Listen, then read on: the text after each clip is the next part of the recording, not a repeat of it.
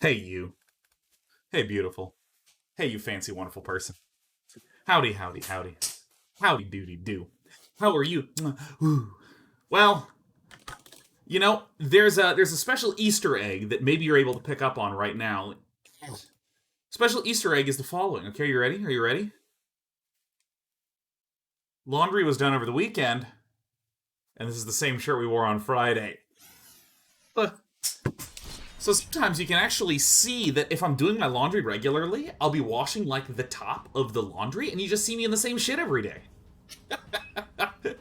It's really awesome. I remember when I first moved, um, almost all the clothes were packed, except for probably like a week's worth of, or 5 days worth of laundry. And probably for the entire month of June and half of July, I was wearing like 4 or 5 different shirts. Because like 2 of those shirts I remember were green. So I couldn't even wear them on stream. Oh man. A little bit about what we're gonna do today. I'm just gonna go for. I'm just gonna hit Mythic. We're Diamond 1. It's right around the corner. We have our experimental big red deck that has just been a hell of a lot of fun to play. To describe kind of the gist of the deck, we have damagey control tools, and let me move these over to here. We have some damagey control type things here on the left. Cinderclasm for early sweepies.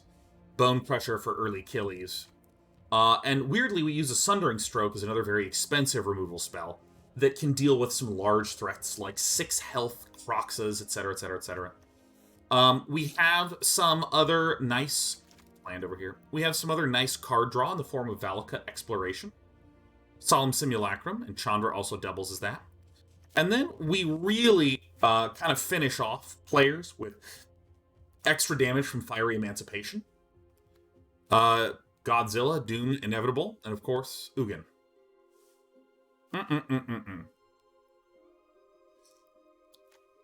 So, it's a pretty straightforward control list. I think that, well, I shouldn't say it's a pretty straightforward control list. It has pretty straightforward control ideas in it.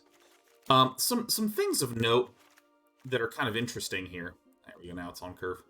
Some things of note that are kind of interesting. Godzilla and Bonecrusher technically are 2-mana spells, so it actually pulls the curve way down. I've also done some experimenting with some of these flex slots. Like, I previously was not running Irencrag feat at all. I previously was running... Actually, I can just show you the previous list. I was previously running something that was a little bit more deal 3 damage focused.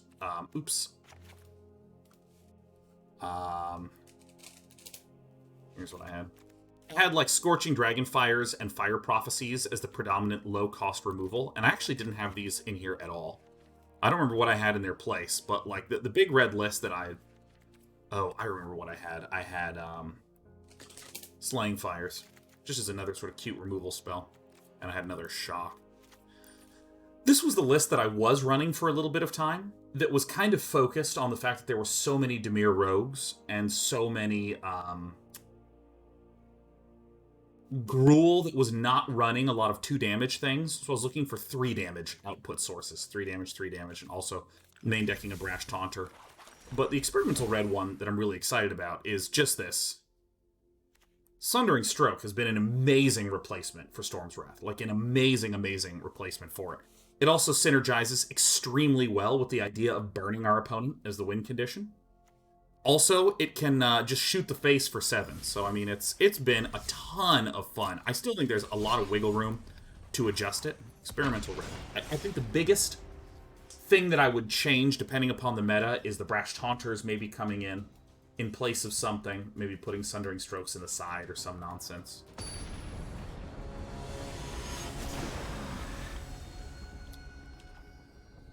Vip Viper. Oh, yeah. Oh, Vip Viper, did you like that Baldur's Gate intro? That's some of the most fun I've had doing some shit. Interesting note, Irencrag feat has a shitload of outlets in this deck. Shatterskull Smashing is a perfectly good candidate.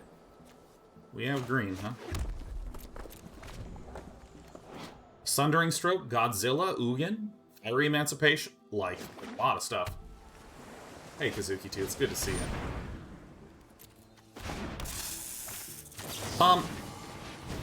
Really like these utility lands. It's very easy to run 4 Spikefields, 4 Shatterskulls. I mean, I was almost shocked at how easy it was to run those.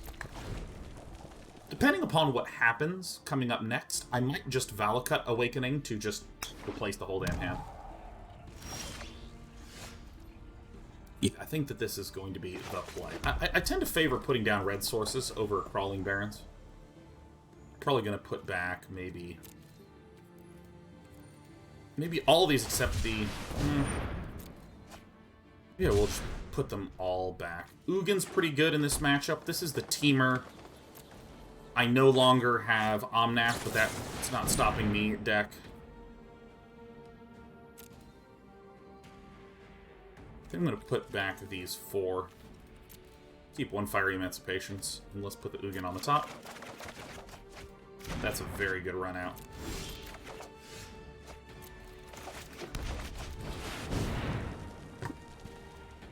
Elk Lodge! Good to see you, Elk Lodge. Elk Lodge, you've been here for quite a while. Or I should say you've been very regular here for the last, like, 2, 3, 4 weeks. It's been cool to see your familiar face. Elk Lodge says, hey Sean, I'm in the process of applying to grad schools and have been a little bit nervous since it's a total career change from what I'm currently doing. Been a little bit of a nerve-wracking process, but seeing your passion and positive energy helped me a lot through this time. Thanks for being awesome. It's my pleasure for being awesome. My awesomeness, that's for you, Elk Lodge, but let's not forget, I am awesome. Huh? Huh? Alright.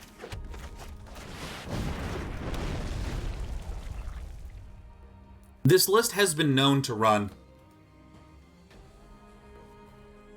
some Brazen Borrowers, but we'll see what happens. Furious Maggot might just go Island Genesis Ultimatum, which would be fine. Perfect. We can deal with this quite well, huh?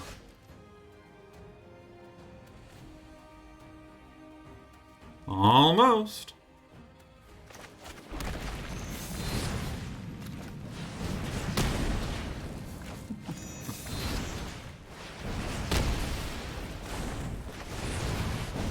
Bang! Our opponent's in a really bad spot.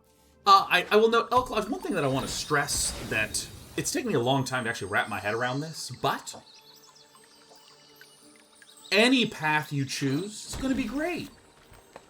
If you realize years into your grad program that you should have just been doing some damn... or the same damn career that you just left, so you should go back and do that same damn career. It's like, not a big deal. No blocks, huh?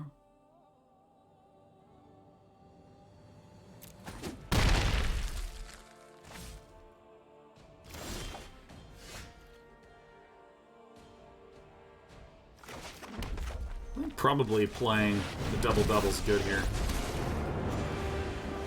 Fight for freedom everywhere.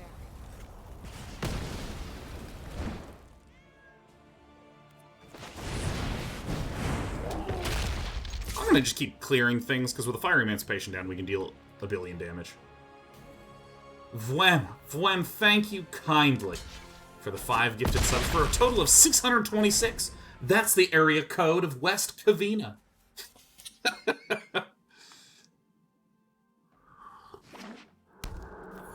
Atlanta says, Sean, you know you want to swing for 24 with Godzilla? Damn right I do. It's important to recall how trample damage functions, though. It's not that now Godzilla deals 24 damage. It's that, for instance, if this Edgewall Innkeeper blocked, 1 damage would get assigned by Godzilla, 7 trample damage would get assigned through, and then the 1 damage that was dealt to the Edgewall Innkeeper would be 3 damage instead. Holy shit, 12 damage!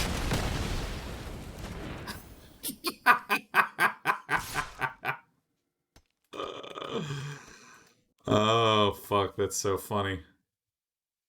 Yeah, bring it on. Yeah, no, that's totally fine. I mean, this is literally leaves lethal on board, but let's go ahead and...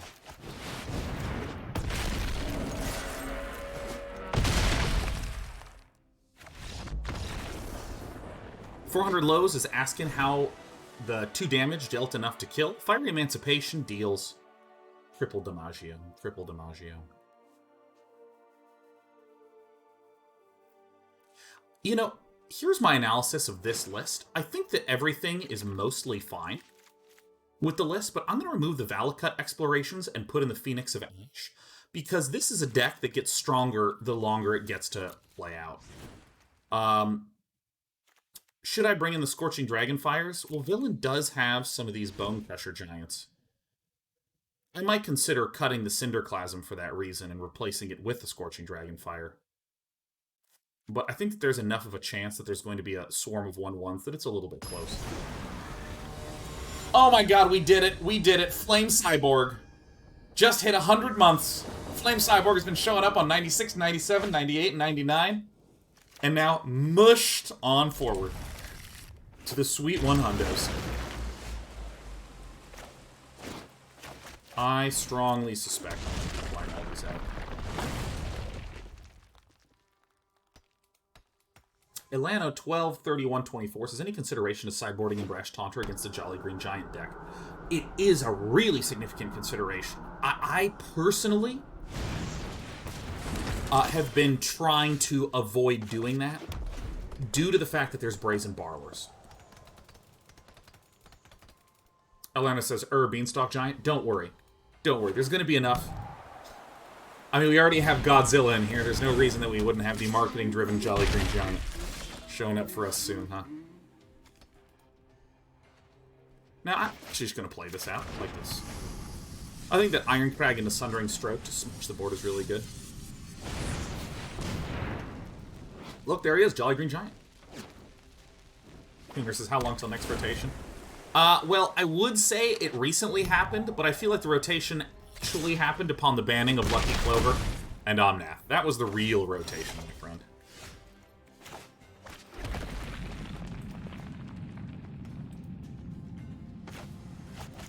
I'm gonna go long term. Maybe this is a mistake, but, you know. Yeah. That's the thing I should have thought about, but I didn't. Yeah, JPC guy. I mean, my mono red deck has been killing it. Sheriff, I see your little paw sticking out from under the door. Gotta go let the cat in.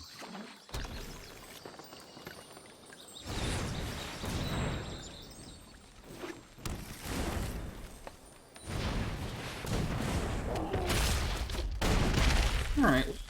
Well, you could be dead. But I doubt it.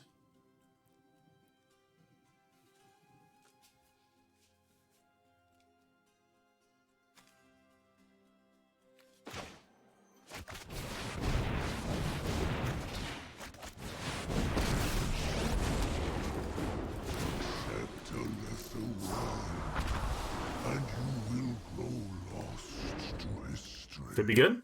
Could be good. Well, in general, it's a little similar. You can go to day9.tv and see pretty much all my lists. I'm actually pretty... Oh, is that a Terror of the Peaks?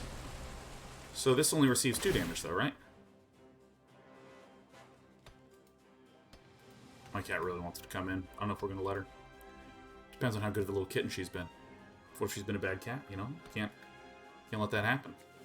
4 damage to here? What do you think?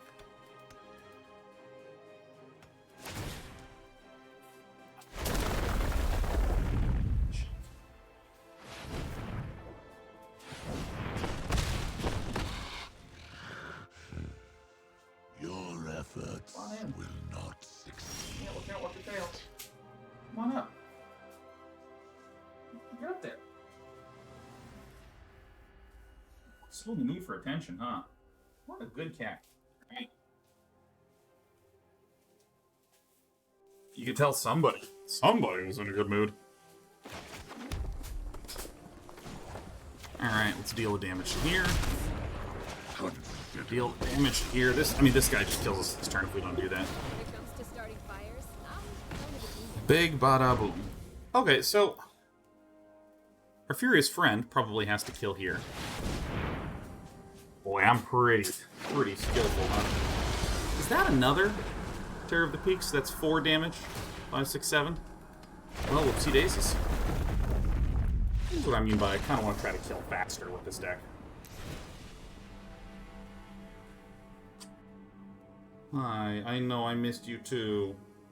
I missed you too. Oh, yeah, it was so hard not to see you, little baby cat.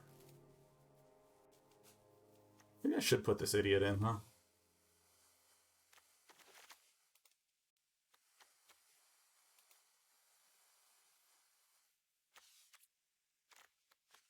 I think I still like my list. This cat is awesome. I love this cat. Blade Geo says, hi everyone, hope your DK30s are going better than mine. Well, having a bit of a weird one. There was a gentleman who was passed out in front of the apartment on Monday. And so the wife went to go check up on him, make sure he's doing okay. And it was a little bit of a debacle to actually, like, get a, yeah, oh yeah. It's a little bit of a debacle to actually get the police to, like, come and show up and actually, like, stay.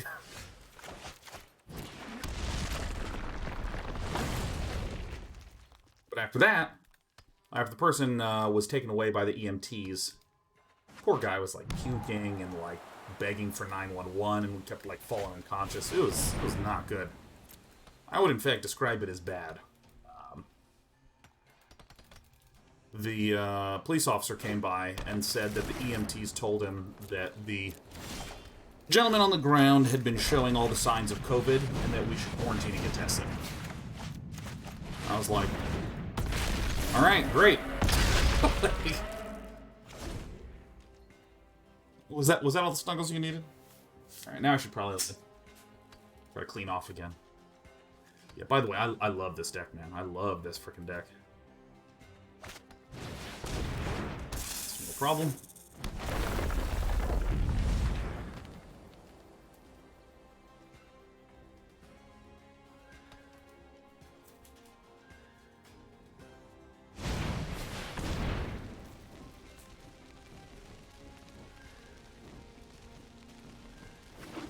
Is the Simulacrum mainly for landfall interaction? It's just a perfect card for this. It's like a little bit of draw. A little bit of, some good Bonecrusher right there.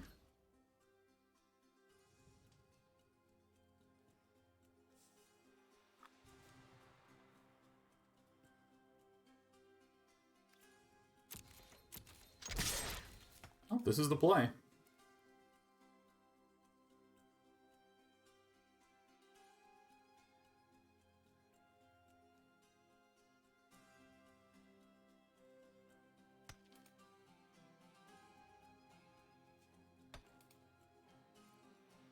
Okay. Villain down to 4. I think the play is actually to hold back the Spikefield Hazard.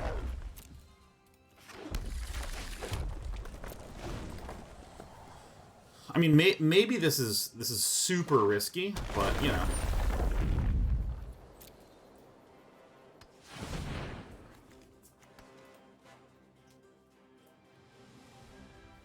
I just want to be able to have enough burst damage to kill stuff with the Fiery. Oh, perfect. Perfect. We're in good shape. This is great.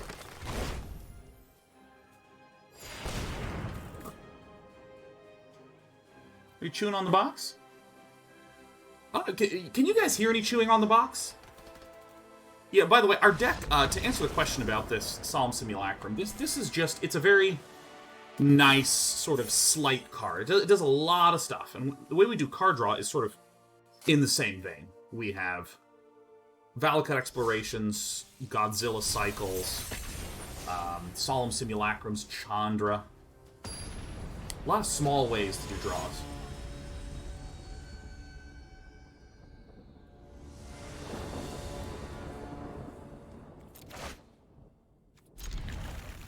This is a terrible hand. Do not keep this hand. I'm warning you all. This is a bad keep. Yeah, Blade GL, the damage is, you are correct. It is tripled after assignment. Alright, this is the Jess guy. List, probably. We're gonna hang back.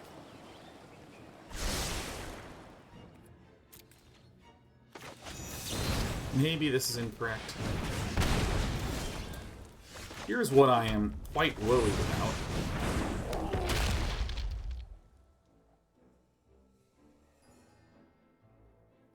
I'm worried about villain going land apparition. I'm the best player here.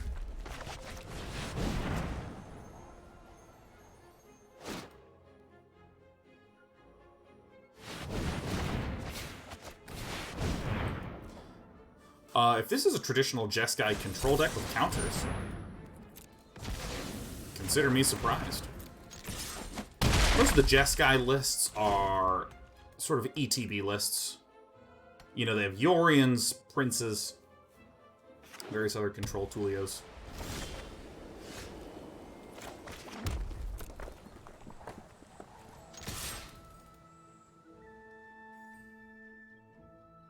Something? Nothing?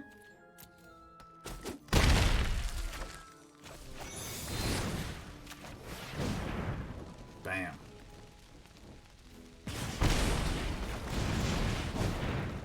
Cheers to you, Marcia. Ta-da! Shark Typhoon. Now, given that our opponent is running this kind of list, we expect that at some point a Shatter the Sky will fall. And, arguably, we could have said, oh, we're not gonna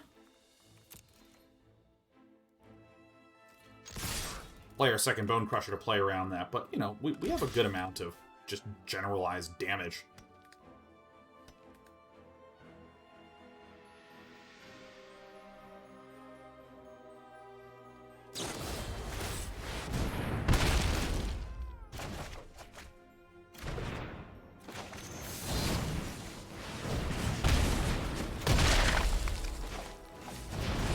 Alright, back to a familiar situation.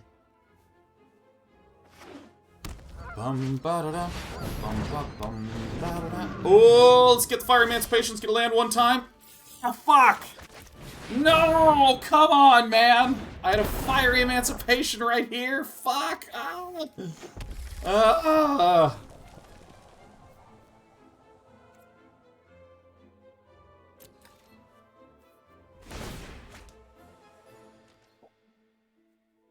Madman W.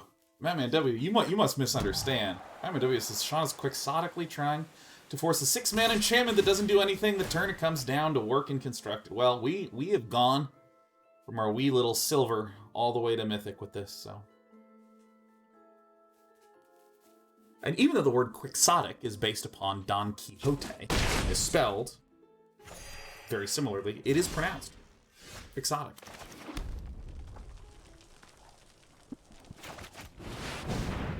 Isn't that interesting? This is gonna get countered.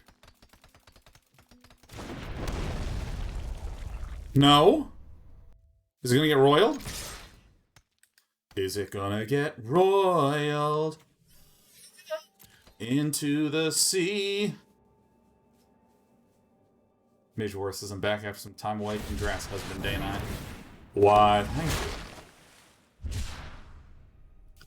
Alright.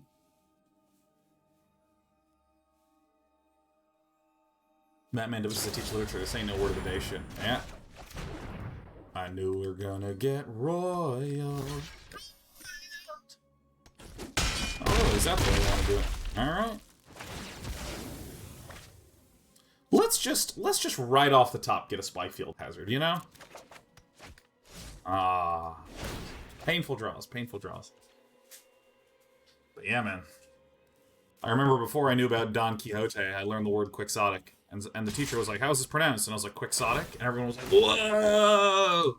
How did you know that, Day 9? And I'm like, because I'm reading phonetically and I don't know anything except Spellcraft. And everyone was like, and I was like, Day 9. That's back before I was Day 9. That's back when I was Sleeping Drone.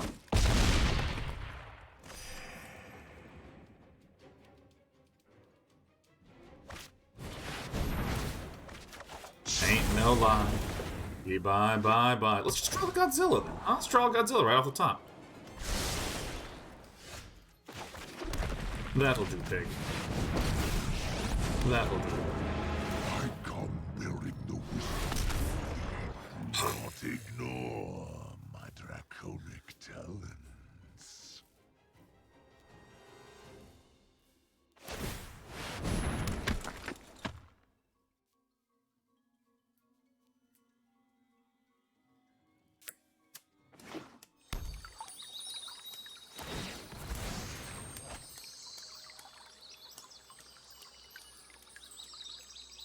I don't know what the 1/1 is for. Russian ally. I'm doing mediocrely. I now have to go get tested for COVID on Thursday or Friday this week. Of course. And we win. And it appears that Marzio has died. Yeah, remember this one? Remember this card? Remember this one?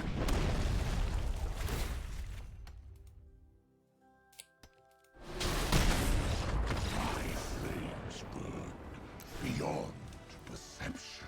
Okay.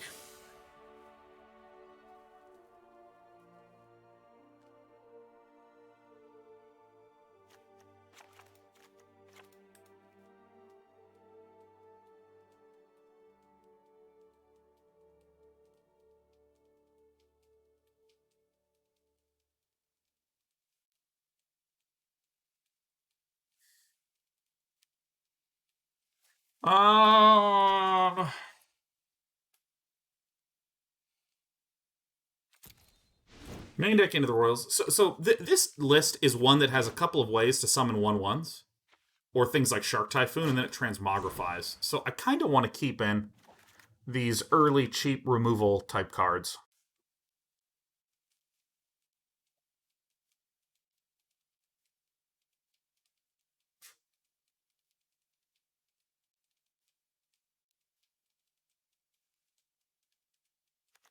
I think I might actually cut Chandra here. Chandra's a weird one to cut against control players, but I think it's correct. Ugin's good because it can just nuke the whole board. Transmogrify into a Dream Trawler. Do I want to cut the Emancipations? Probably not. I think Phoenix of Ash we definitely do want. And I feel like I want to get in these roiling frickin' vortexes. Maybe the Cinderclasm is just too thin of a play. That's I think a reasonable statement. I think that I need to now... My argument is that I need to be incredibly careful with Spikefield Hazard and Bonecrusher Giant. When you board in the Sundering Strokes, they're a main deck card. They're a main deck card.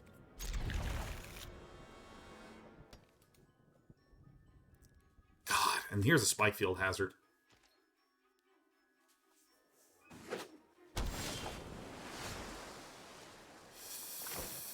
Alright, I mean, it's turn 4 that we have to worry about this shit on.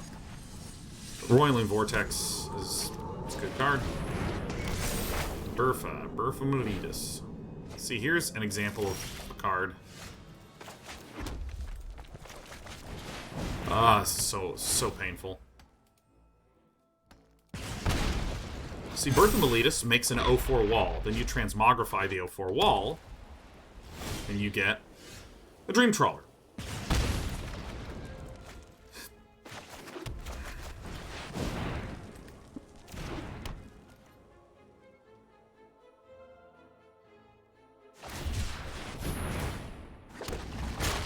Suppose Villain's gonna get that 0/4. Turn go 3/4. But I think it's gonna be Roiling Vortex, Valakut Exploration, and Fiery Emancipation. Here comes the Transmogrify on this jerk. Yeah. Bang. Okay, so we will be able to shut off the lifesteal, which is good. Okay. Alright, this is a reasonable one to get. We gotta be a little bit careful.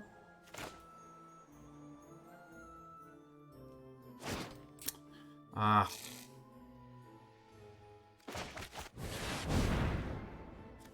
mean, Marzio's gonna heal for like a billion. But I still think this is fine.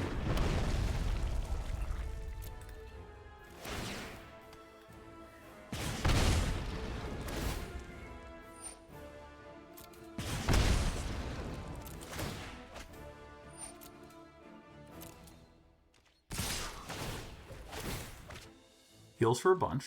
Okay. Bang, bang.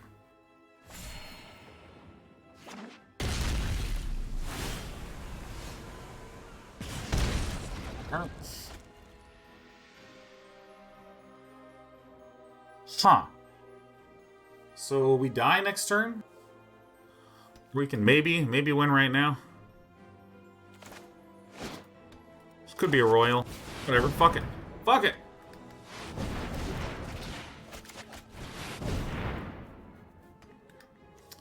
I don't know how many counter spells are even in this main board. I mean, if this connects, then it's just 24 damage to the dome. Oh my god, I did it! I'm the best player in the universe! Woohoo!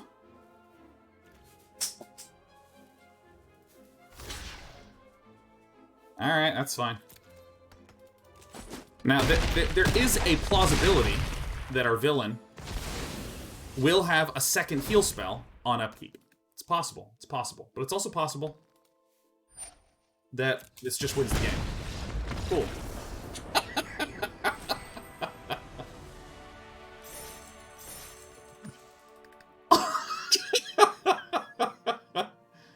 Yeah. Yeah. Yeah. That's so fucking funny, man.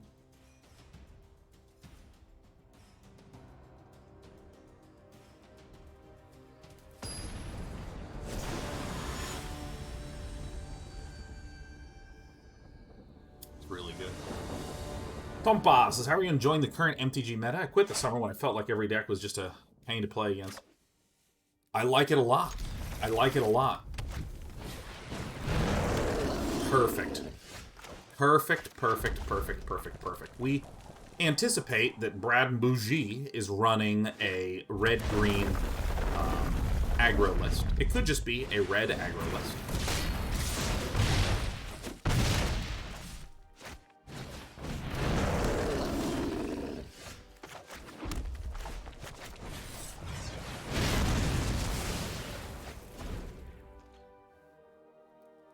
Looks like this is actually mono-red, which is even better. Yet.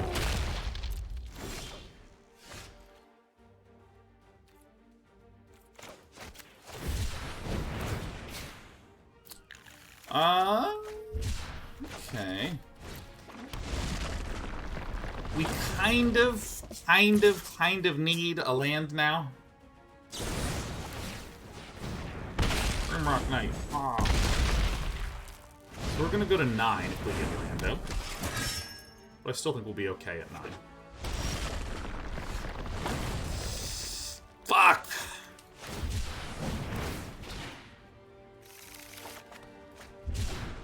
Alright, I mean, yeah. Shit happens. So, is that death? Sure does look like death. Farts. Well, what can you do? The lands have forsaken me. Okay, so how do we want to do this? I think I just take out the Valakuts, put in the Dragonfires, and then I just call it a day, right? I think that's basically it.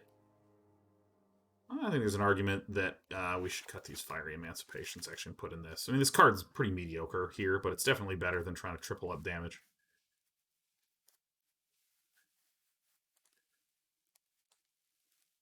Maybe even running a Phoenix instead of the Fiery Emancipation is correct here.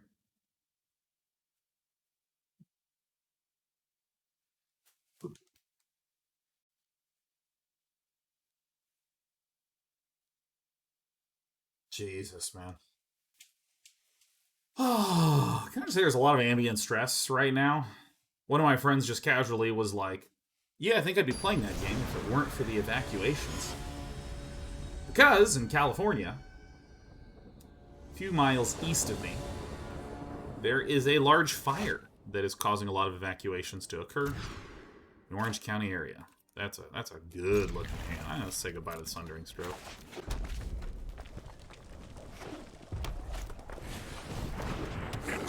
Ooh, man. Oh, man, I really cannot emotionally handle losing to someone that's running Weaselback Redcap. I really can't.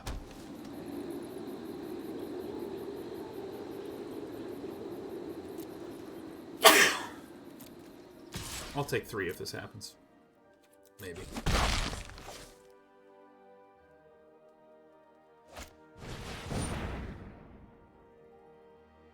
Okay. Alright, this is looking good for us.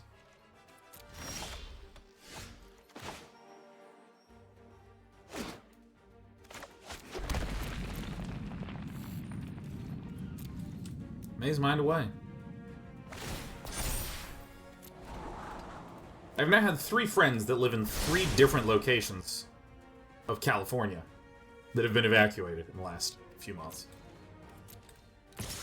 So freaking weird. I think I'll take the 1 and then kind of see what Brad and Bougie does.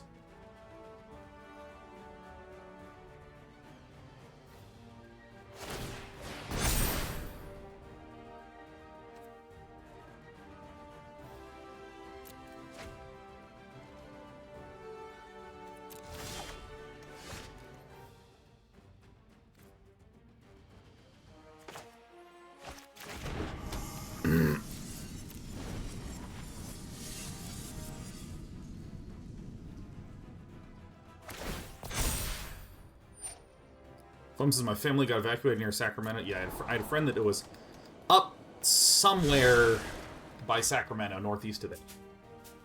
And then another Santa Cruz friend. And then now Irvine. Messaged my mom this morning. I was like, "Hey mom, are you okay?" And she just sent me a picture of fire. She says, "No, I'm fine, but it is weird." Alright, we're gonna go to 12. Let's go. Let us 12. This is America. You bet I'm passionate about pyromancy.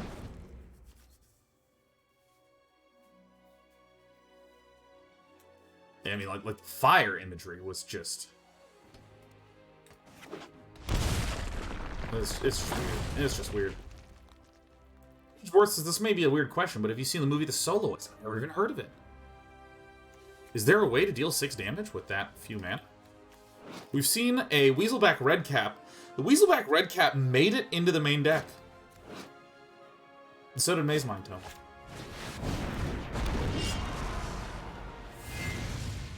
This is very handellable.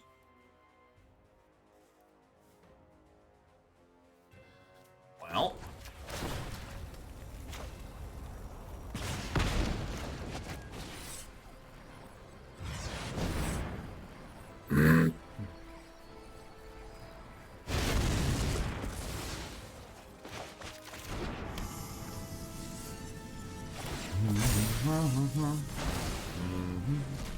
Tarnished Wits is the Eldorado Fire, was the closest my cabinet's come to burning down in the last decade of close calls. Probably less than half a mile from the fire line. Yeah, and I had a friend who was 1,000 feet. 1,000 feet.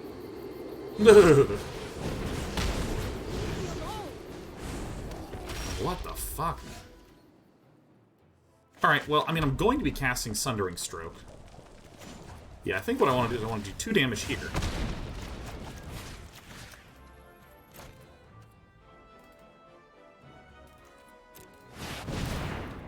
Take the 2, go down. Then I can be plussing her next turn.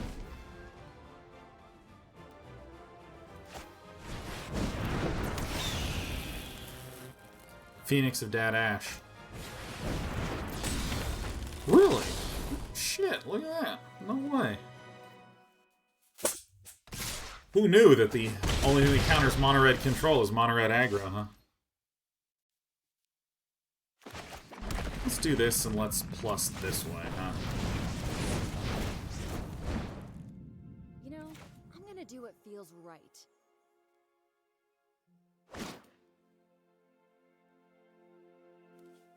Why do this?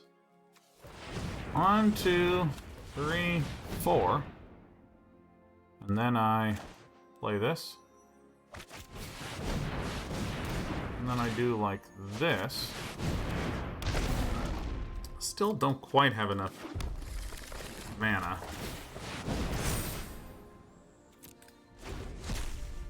And then we die in the sky. The land goes down, huh?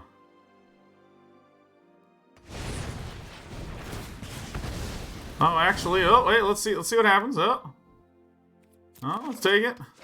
Ah, Ugin! Alright, we have died in 7 different ways. Okay, so my opponent's deck was even more confusing than mine. For that reason, we lost. We out-confused the confuser himself. What can you do? What can you do?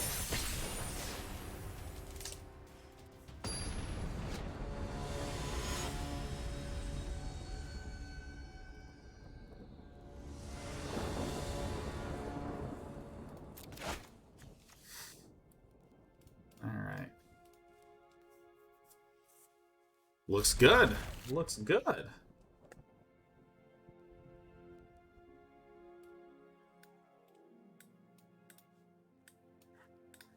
Alright. That matchup, the red deck was going to win either way. That's true. That's true. I think many of you saw that Cyberpunk 2077 is delayed again. It's delayed again. Not that I actually care that much, but, you know, it's something that you and I can talk about. You know, we've shared some connections around games in life, historically.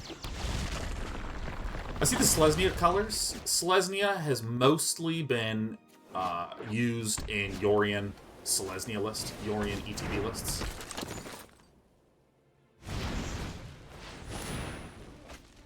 What?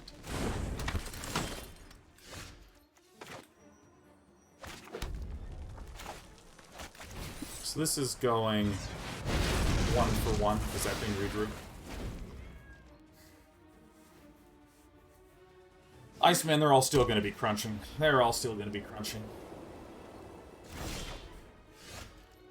Well, we'll play this one.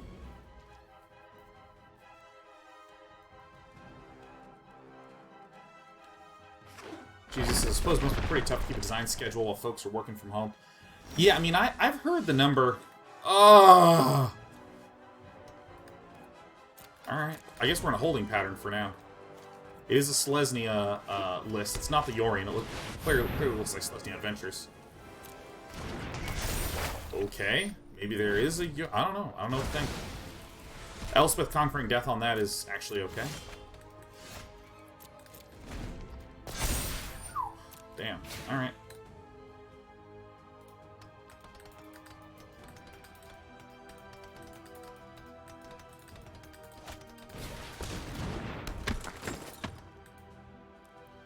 You got me. I do not think I know what this list is by any stretch of the imagination. Oh my god, land! What a pleasure to see.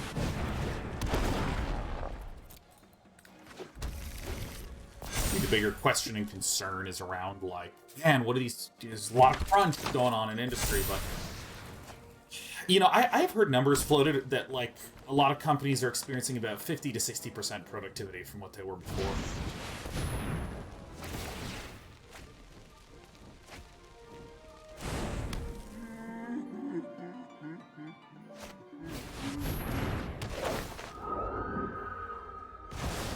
Alright, well... Pretty clear line, to be honest.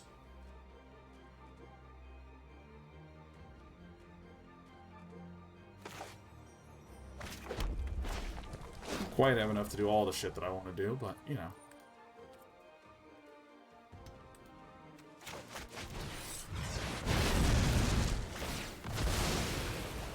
I has a 4/4. Nice, Mr. Sean, can you shed some light on why all the crunch when the development cycle has been extremely long? Are publishers the ones pushing release date deadlines out? You know, let me give a really cynical answer, okay? Let me give a really cynical answer. A smart person who... What?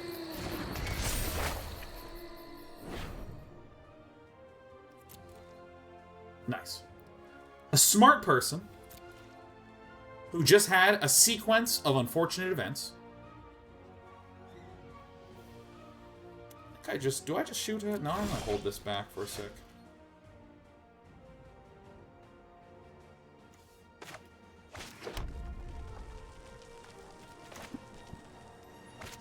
Just gonna keep ramping, man.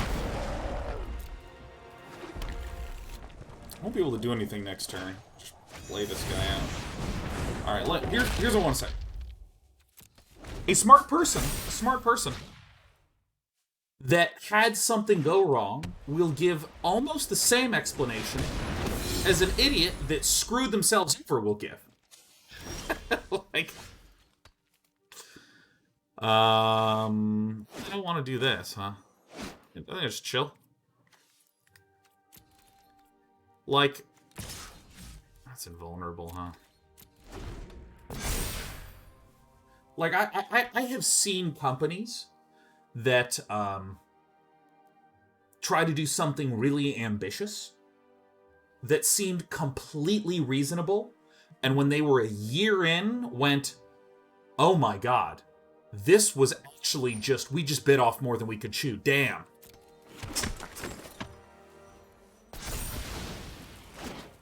Oh, look, it has loyalty on it. That's tight. I have also seen a bunch of lazy dum-dums who literally did not need to screw themselves over so bad. Well, alright. Oh, I didn't do it at the right stop. Well, you know, what can you do? Yeah, I've seen those same lazy dum-dums say, like, well, you know what, we went in with what we felt like was a good plan. It turned out we just bit off more than we could chew. Like, I have seen this happen. And so, why do companies crunch?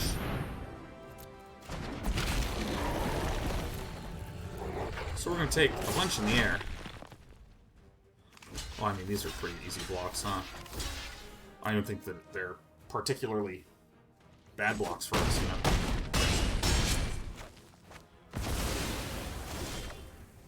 Yahoo. Well, so let me continue that thought in a moment. So we actually have enough to do this, right?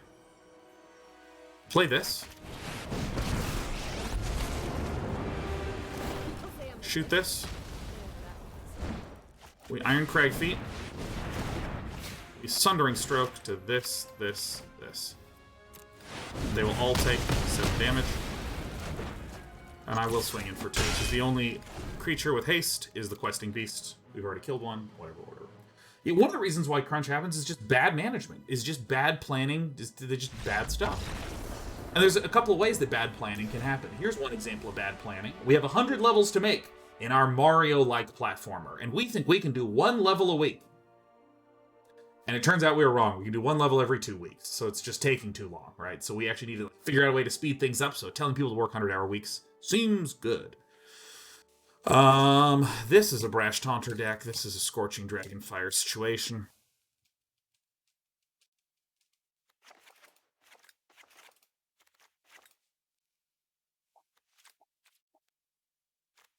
I think this is the correct everything. Great.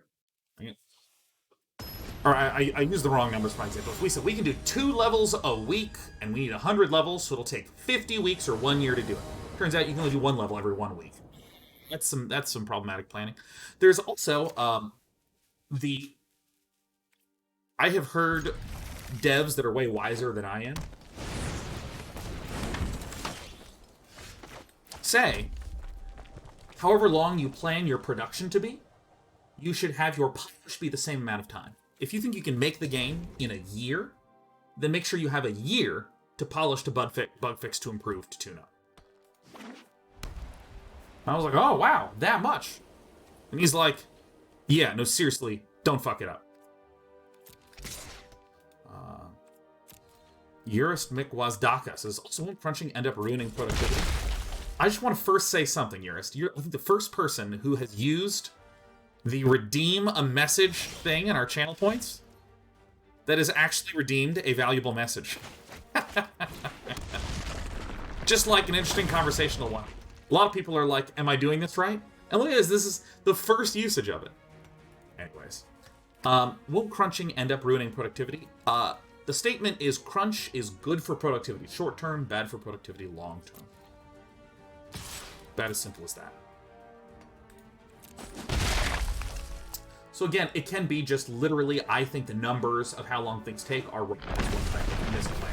Second one is not allocating enough time for one of the categories of thingies.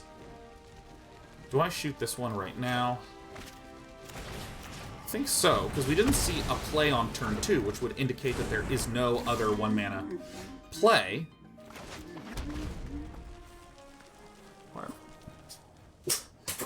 Another form of bad management is we are perfectly accurate with all of our times. We know how long things will take. We also know how long...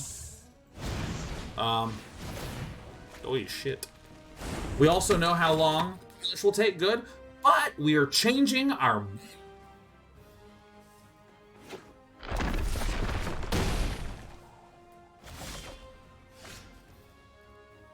Alright, we are not doing it.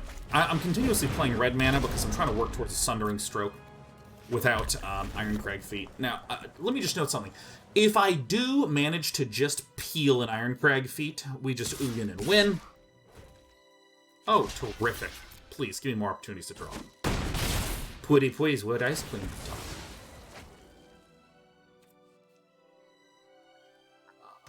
Yeah, changing your mind. We are an open world game similar to Assassin's Creed. No, wait. I take it back. It's mana giant. Not really having the most amount of mana here, huh? Brash Tontos. Cool.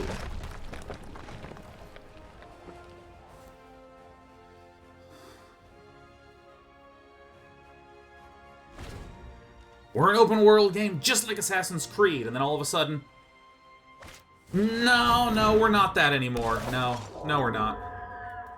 Let me turn down my filtering on the RTX.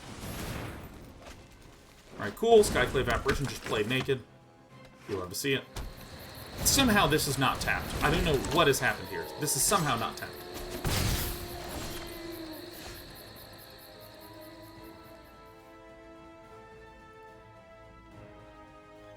Damn, we are close to killing our opponent this turn.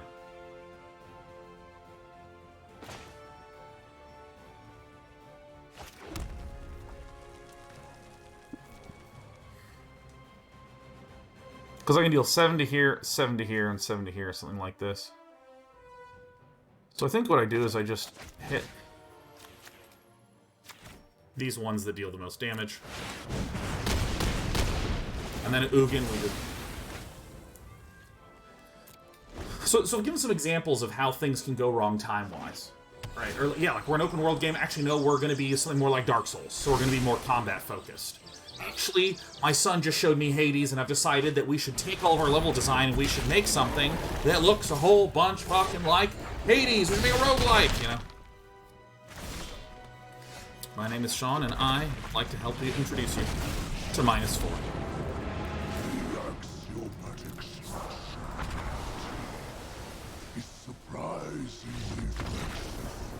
I'm really good.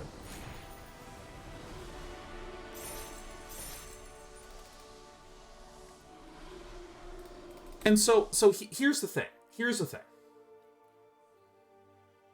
What you could do as someone who is running a company, or someone who's thinking of running a company, or someone who is an employee at the company, is you could say, well, that was really bad management. Those idiots, those clowns, those fools, they incorrectly estimated how long things would take. They didn't account for polish. They kept changing their mind and stuff. Ugh, they better not do that next time.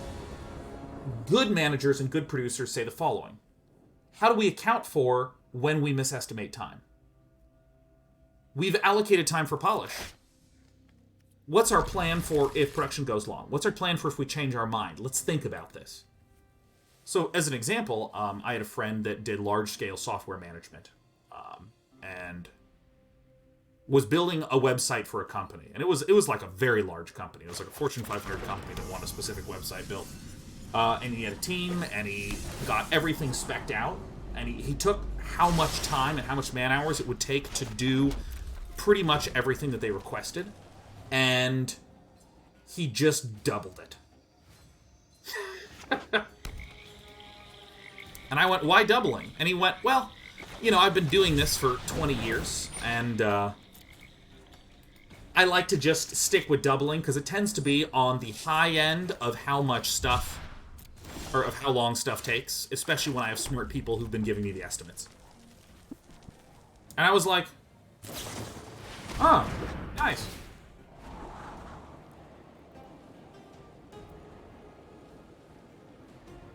And this was for everything. So people were saying doubling is the golden rule in programming. Yeah, I mean, this was like the amount of time it would take to do UX design and graphics and X and Y and Z. Just like, you know, like all things. We're just like, oh, just fucking double it.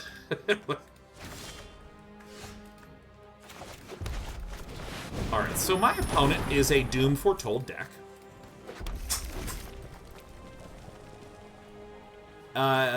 There's a couple of different Yorion builds. There's a lot that use Skyclave Apparitions, Omen of the Sun, various ETB effects. Just trying to, you know, zoop me.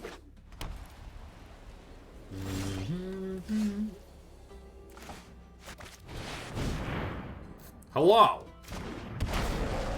This is actually going to be a pretty cute, useful card here, because sometimes players will Omen of the Sun, and use the Omen of the Sun to double block Simulacrum and pick it off.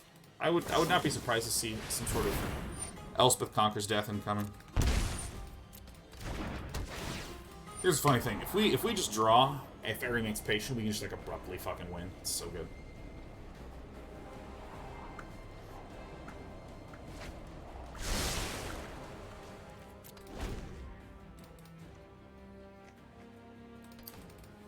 So I think that, like, especially if projects are...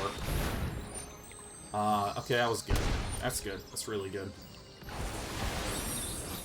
Some of these lists rely more on spells. A lot of the recent ones have relied more on permanents, like Skyclave Apparitions, you know, that I've mentioned 1,000 times. We still aren't fucking seeing one. Ah!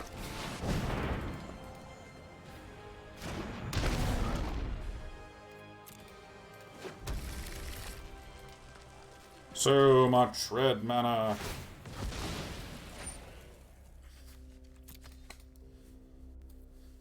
But if you're doing something really new, it can be very hard to estimate in a lot of ways. How long does it take to polish a type of game that's never been made before? How can we plan around changes for a game that has never been made before, that we will not really have a sense of what it is till we're a year in? You know, how do you figure that shit out? And then once you have everything locked in, and it's like, we are done! Hello.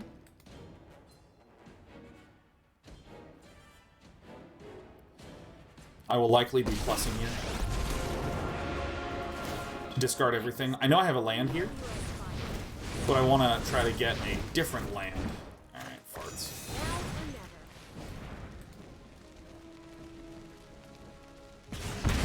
That actually maybe was the line of play. I play Chandra, I Irencrag feat, and then I plus, and then I play the Fiery Emancipation. Actually, that's maybe the end play.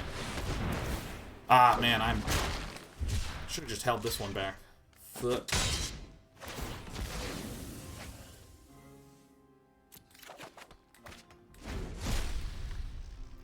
Sonic Euthanasia says, main reason I like Agile methodologies is that it makes it easier to figure out if the requirements are bad. I've actually heard some really interesting assessments of Agile methodologies. So to oversimplify a little bit, for any of you who are unfamiliar with some of these development pipeline thingaruhas, well, we're pretty close to just killing the guy.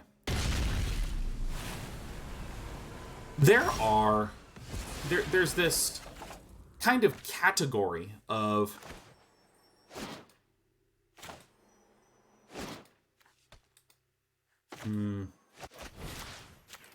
there's this category of, like, how people can work with software, where, let's imagine again, let's take, for instance, you know, hey, guys, I don't have a website. I want you to make the website for day9.tv. Give me a spec sheet. Tell me a little bit about how you think you'd do it. All right. One way to do this work, if you were assigned this, is to sit there planning out everything you can until you have a plan for like 6 months of work, and then go to some developers and put it down here. There are I have friends who have worked in environments like this, where just like suddenly they'll just get notified that they have like 1 billion fucking things to do for the next year. And they go, okay, and they just like start working.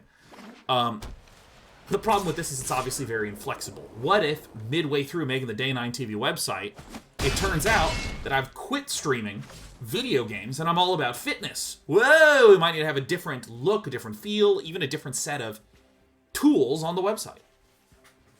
So there's this idea of sort of agile development environments, which is, and again, I'm going to oversimplify it a lot, which is where you kind of have very short-term work chunks that are like 2 weeks. And we're going to work towards this 2-week chunk. And this 2-week chunk is one step towards the final vision. And so in this way, we know we're taking a step towards the final vision. However, if at the end of the 2 weeks we realize we need to do a change, okay, cool, we can do that. We can keep working through that. Here's a little bit of the problem with Agile when it comes to... Here's a bit of the problem of Agile when it comes to game development. One of the biggest problems, maybe the hardest thing in games, is to say, here's the target. And to say it crisply and clearly and concretely. If you are Ubisoft and you just finished Assassin's Creed 14 and now it's time to make Assassin's Creed 15, well, guess what? Assassin's Creed 15 is going to be 95% the same target as Assassin's Creed 14, or whatever number I was saying before. It's going to be 99% or 95% the same. It's going to be open world. There's going to be a whole lot of people to make. And when I say 95% the same, I mean like in all the different ways. I mean like how you assemble a team to interface and work with each other to come up with quests in an open world scenario. That team's already built because they already worked on Assassin's Creed 14. You just haven't worked on Assassin's Creed 15. It's a new context, it's a new issue, but hey, so far so good. I'm going to do sideboarding in a quick second. I'm pretty sure I want... I don't think we saw that many creatures at all, huh? So this is out of here. Probably this is out of here. I mean, I like these. I mean, I like these. These all seem grandy. Probably cut a stroke. Nice. Not sad about not having any of these. Okay, so if, for instance, you are working on a game where there's some ambiguity, I'll take Anthem is, I think, a very good example of this, because at a very broad perspective, what Jason Schreier wrote about in his article in Kotaku. One sec, I gotta tell Britt to be quiet.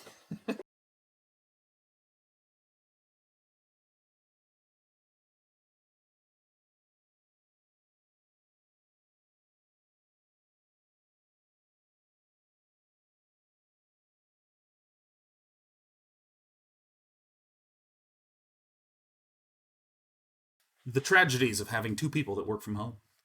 But again, like so the Anthem picture that Jason Schreier painted in his article was one of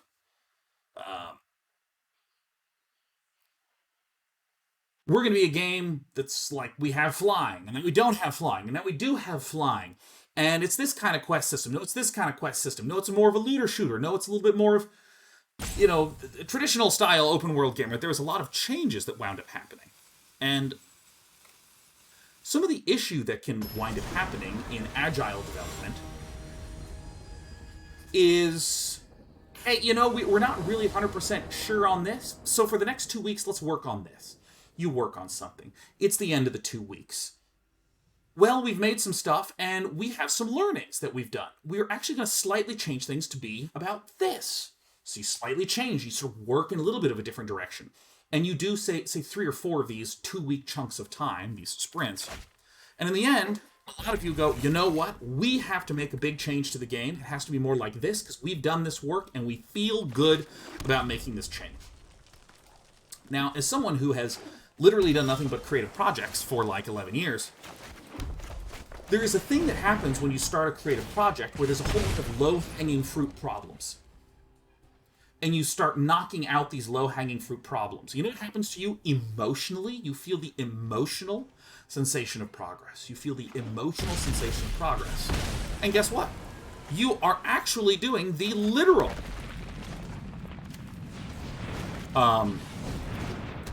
action of making progress. You are literally doing that. Bang, bang. Cool, right? Tight, nifty, thrifty, sweet, shiggity, schwa. You're actually doing the concrete material progress. But then what happens is you start to get to some problems that are hard. Your creative project has gone from bad to good, but it's kind of unclear how to make it to go from good to great. That's a little tricky. That's a little bit painful. But you know what then can feel really good? You change your goal a bit. And because you have a changed goal, you now have a new thing that you're working on, and now it's time to go from bad to good again. Great, got some low-hanging fruit problems.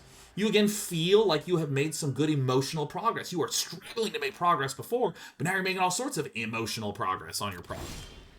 And sometimes changing things is good. Sometimes changing things is exactly what your product or your problem needs. And I'm going to cycle the Godzilla. Those lands are very important for us to get. So you're noticing I keep using the term emotional progress, emotional progress, emotional progress, emotional progress, right? Constantly using this term. Let's take a moment and think about people that play Dota, okay? People that play Dota go from being a bad mid laner to a good mid laner, and then they get frustrated, and so what do? They switch positions. They switch positions.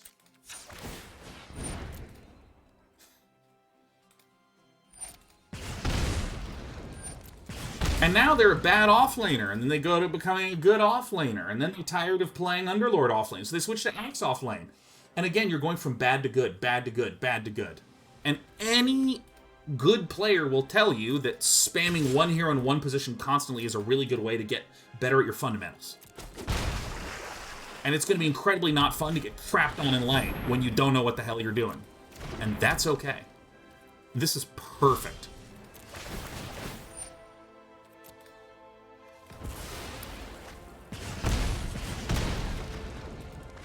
Because now my opponent has to sacrifice.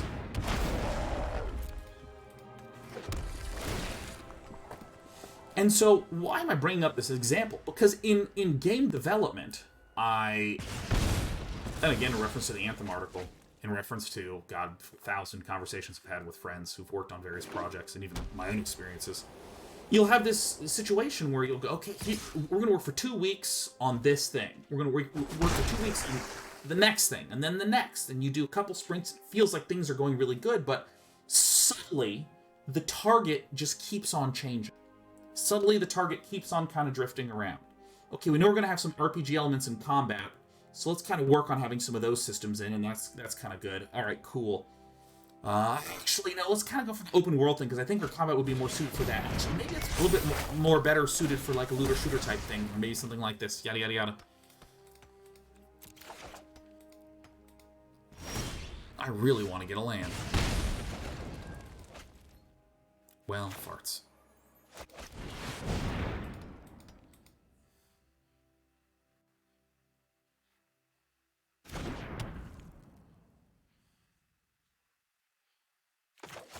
I'm gonna do it like this.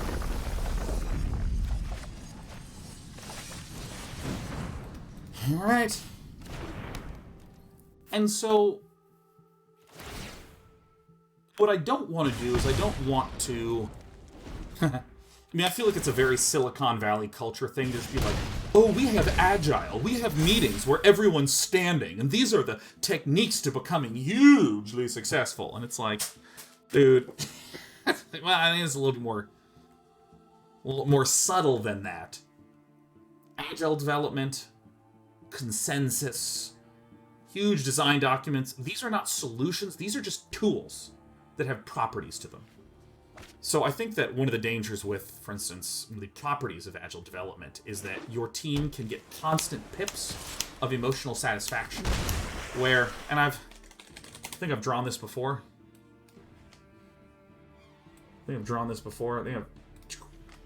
Where you can have, here's where you start, and you can wind up taking a step to here, and a step to here, and a step to here, and a step to here, and a step to here, and a step to here, and a step to here, and a step to here, and a step to here, and you've wound up here. Because you keep changing the overall north, south, east, west direction of your project. You started here, and then you wound up over there. Alright. Like, this is, I think, some of the danger that can wind up happening. Do I want to save my MS Paint thing? No, I'm good.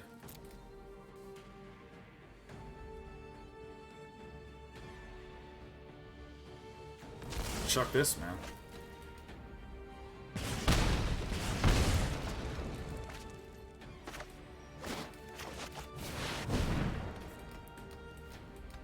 kill me?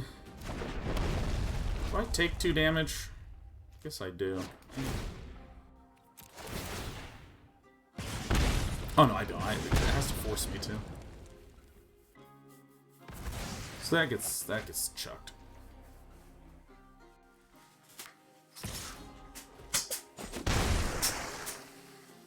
So that's my thought. That's my thought. These are the things that I think.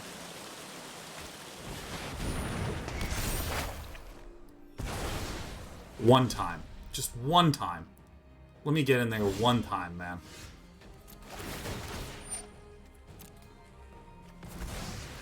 Just Godzilla one time, man. Just one time. Oh, God. Don't you dare have a negate, you fuck.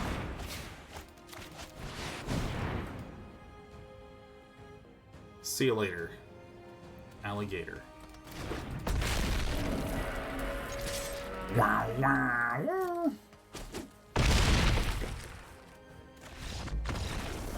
Sneakachus. The thing I've been watching content since the dailies.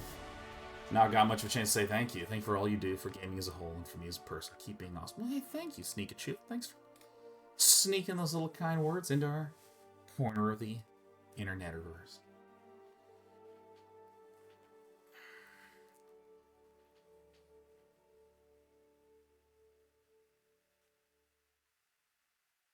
Yeah, that whole discussion about Agile, I remember I had a really rough week, and I just hopped on the Dota Discord, and there were 7 people. And 5 of them were already in the game. I just chatted with one of my friends about sort of this problem that he was observing, where you have teams that are implementing Agile, and they're just not getting anywhere. They're not doing anything. They're not getting anywhere. They're not doing anything. It's just this looping, constant... From the outside, you know, like... Because, I mean, if you do anything in entertainment, and you actually spend some years in the field, you just meet a bunch of friends, or do similar things. And so you'll, you know, go out, catch up with a friend, grab some drinks, see what's going on. Double white. Nice. Nice. Nice. This is what we like to see. This is more important.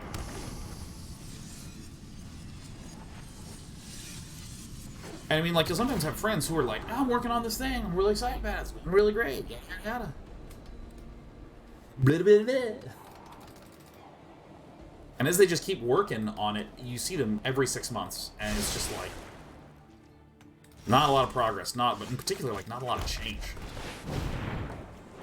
Scraw! I didn't see if it was top or bottom. Ooh.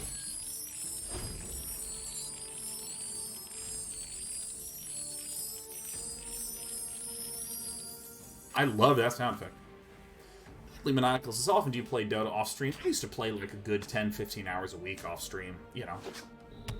Every week night, you play like 2 games. 1 or 2, I suppose. 1, I suppose. Goodbye. Nice.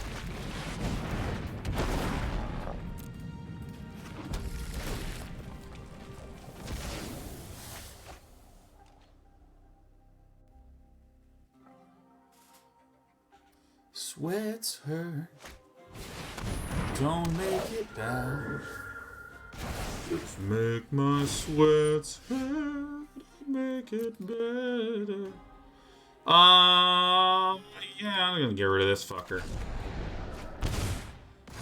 Ba-doom.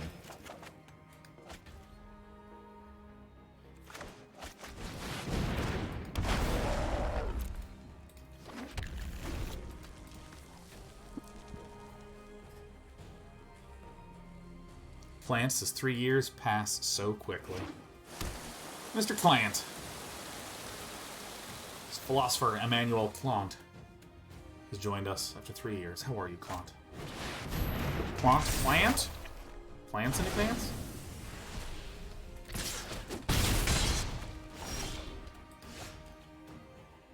Why is it so hard to get frickin' land here, man?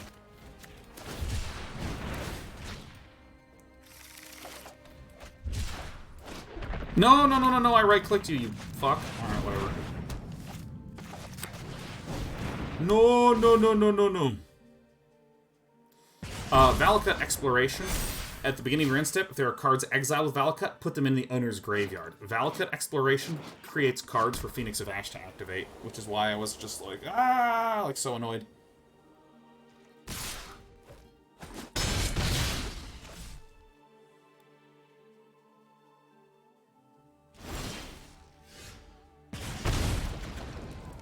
I mean, is there anything to return?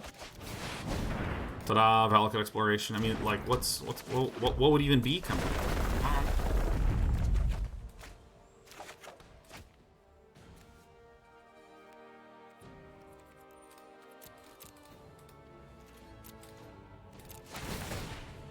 Whoosh, whoosh.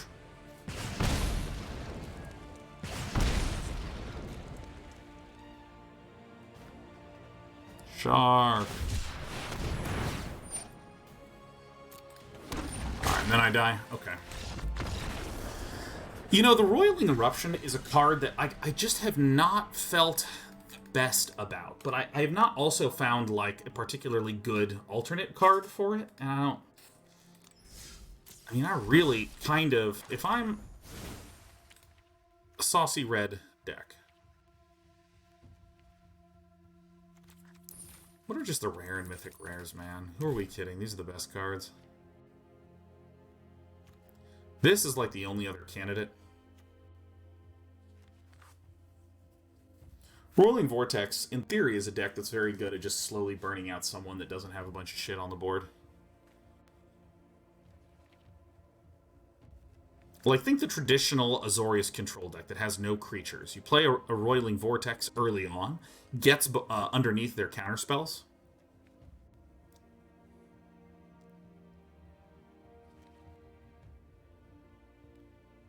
Been really not impressed with Roiling Vortex. Every time I play it, it's just like so barely. Robber of the Rich is potentially a candidate, but... There's just a lot of creatures. Maybe we should just leave the Roiling Vortex for, like... I mean, Rationale, I think, is on point, which is Dimir Control. It's very good against that, but so is this, you know. You know, okay, so this is the... Oh, come on, game. Oh my god, the interface. Ah...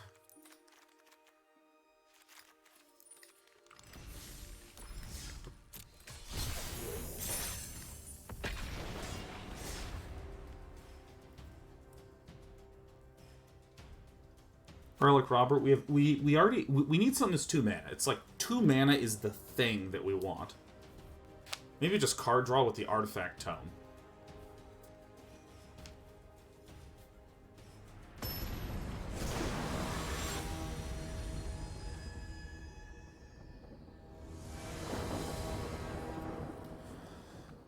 Maybe. Certainly a consideration.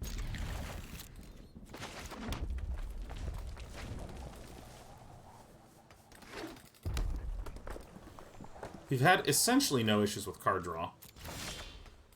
Like, at all. But if we tried to go on a really long game... Alright.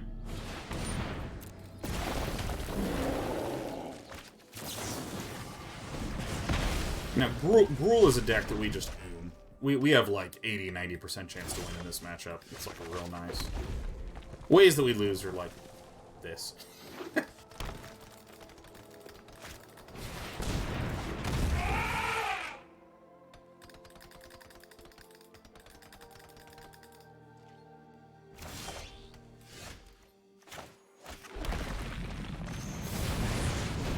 Here he is.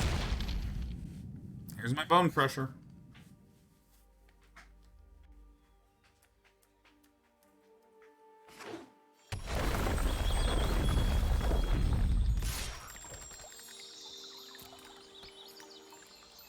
Hurt me.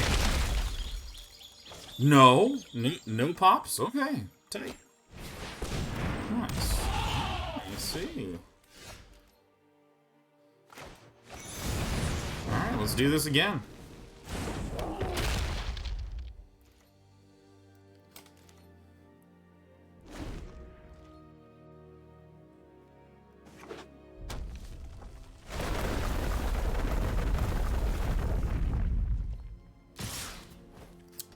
If this is an Ember Cleave, we're just dead no matter what, so, you know, shit happens. Shit happens. This is why we have our snidey, slidey, sidey boardy.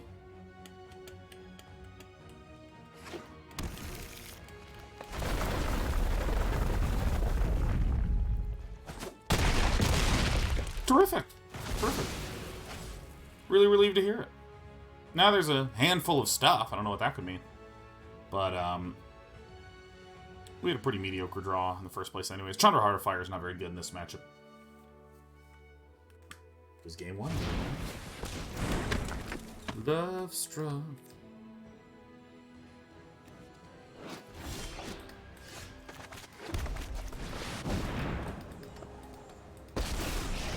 Bum, ba da da dum, bum, bum, bum, ba. Whatever that means.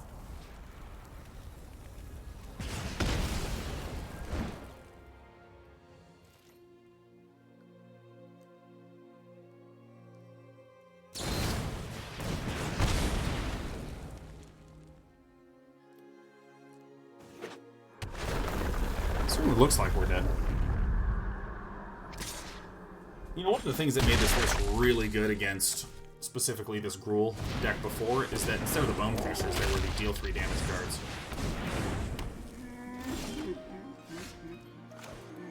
I'm not really sure what I want here. By God, I want it. Nice. If I do this, huh?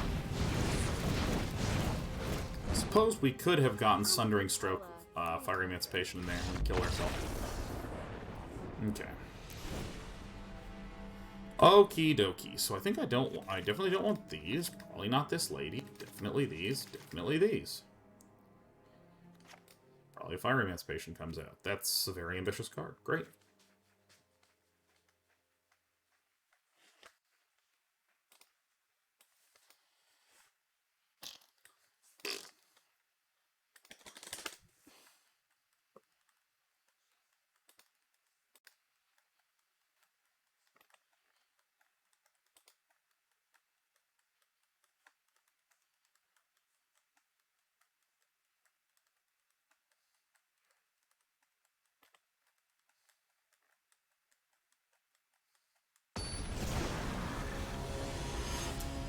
I haven't done a lot of testing with Mazemind Tome.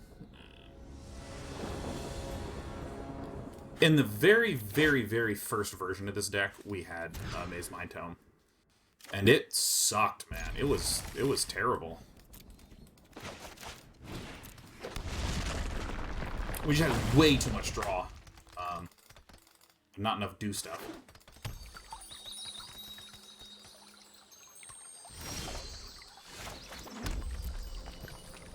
Alright, if there's a Brush Fire Elemental, I might Scorch it.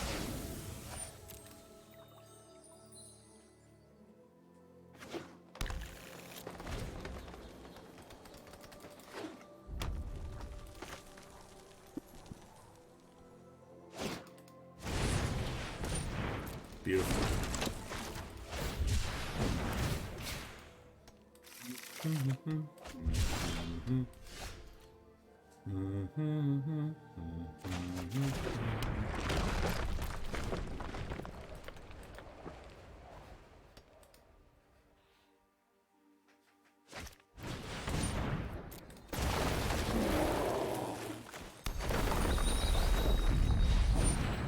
Got him.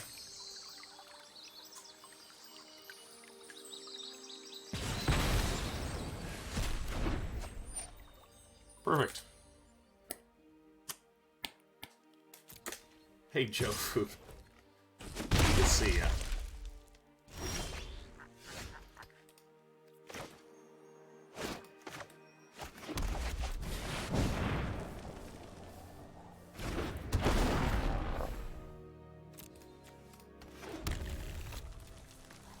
Yeah, Robbers of the Rich, the more I ruminate upon the Robber of the Rich, the more I feel bad about it. What about good 4-mana red cards? Good 4-mana red cards in the sideboard versus control. Hmm?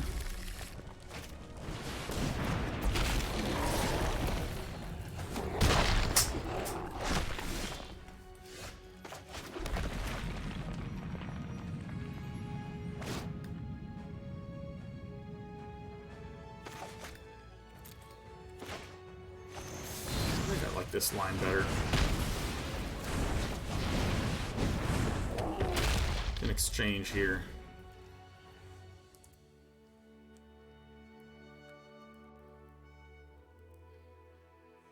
I mean, maybe the Leyline Tyrant against these aggro decks. I mean, having Flyer's good.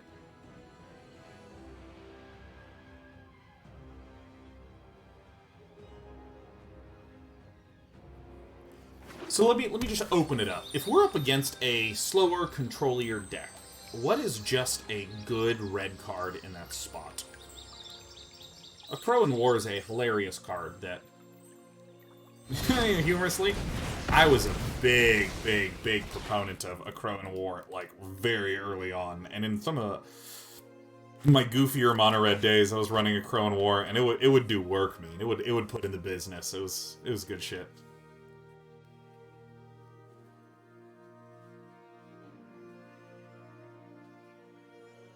And when you say the card, can you give me like the full name? A lot of these situations. I'm gonna hold off on this friend a little bit here.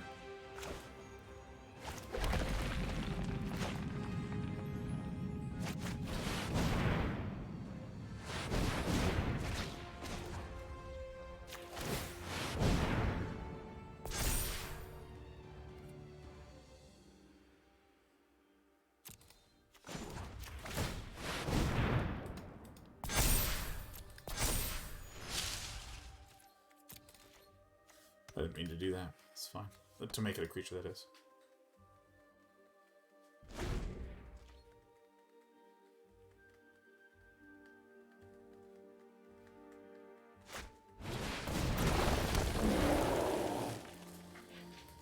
So I can just throw away the Bonecrusher.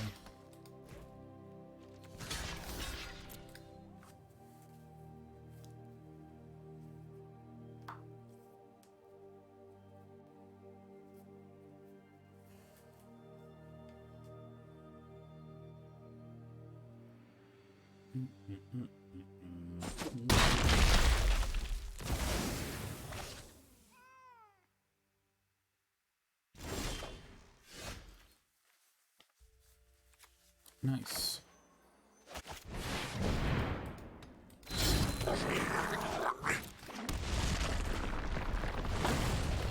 I mean, maybe maybe the solution is actually just to run an additional Ugin in the sideboard. Alright, I mean, maybe I should just go to fucking 4 Ugins. That does seem insane. Yeah, maybe it's just like 2 Roiling Eruptions, 3 Roiling Eruptions, and an Ugin. I think maybe 4 Roiling Eruptions is the issue. I think that's maybe what I'm rubbing up against. Okay. What do you think even is right now, huh?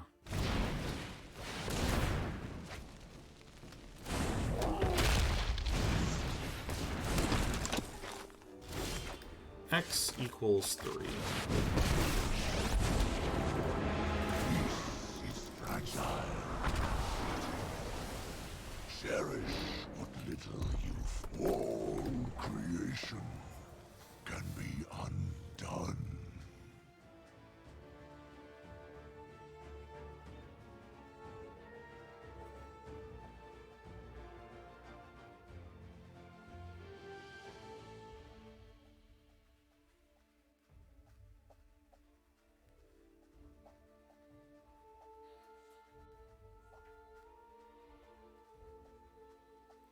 Jerk says, I know you like it, Sean, but I don't like Roiling Eruption in this deck. I mean, I've been talking most of today how much I've just been pretty underwhelmed by Roiling Eruption.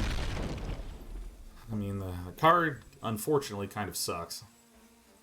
Well, that's good if it's play.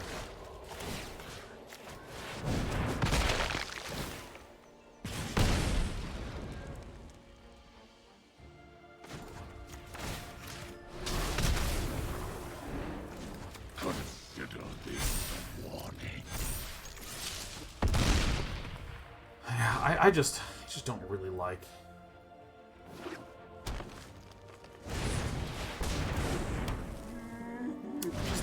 Just not feeling it as much.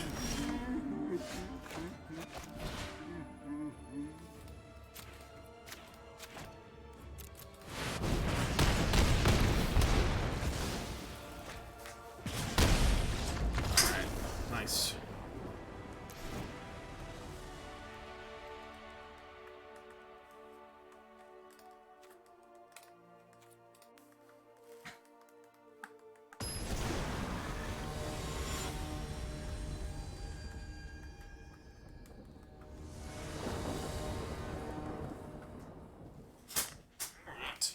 We're doing some work.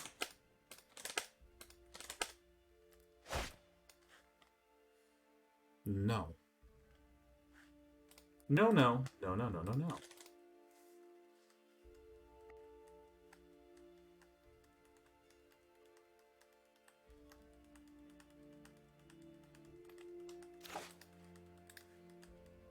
Woo, that was close.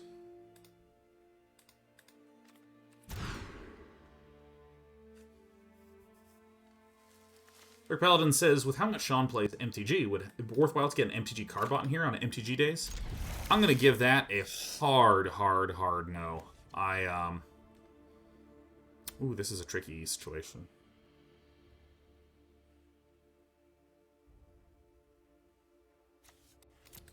This is a wee bit risky, but, you know, I love to risk.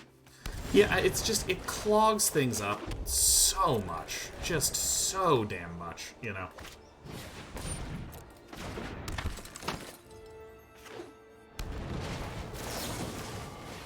Double green, okay.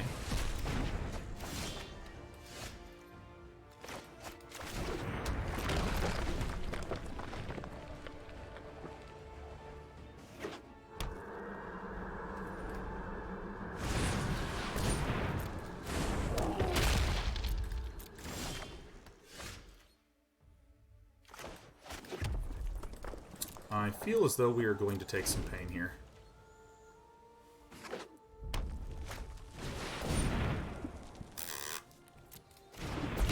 Yeah, maybe I should have fucking kept the Sundering Stroke. Ah!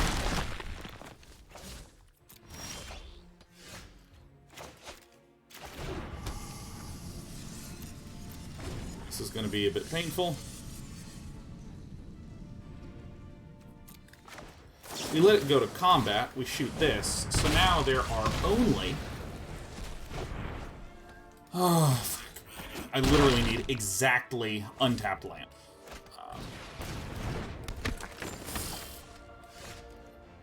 What a fucking tease.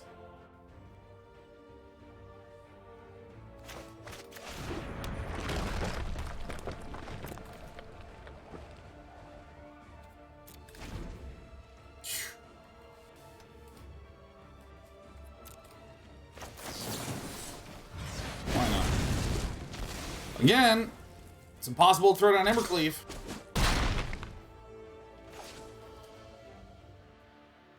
We're gonna lose, man. This sucks.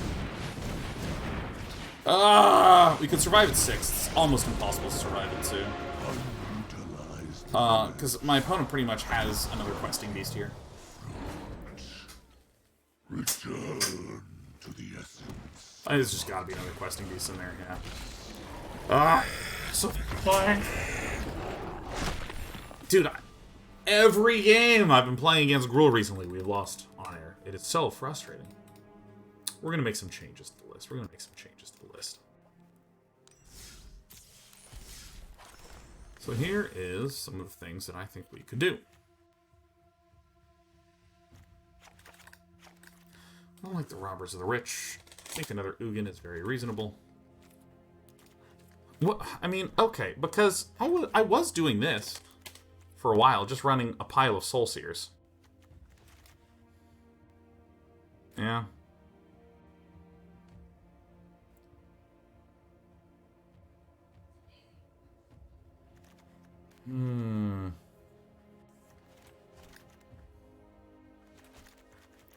Yeah, this is a fucking way too pricey sideboard, though. A little alarmed about that.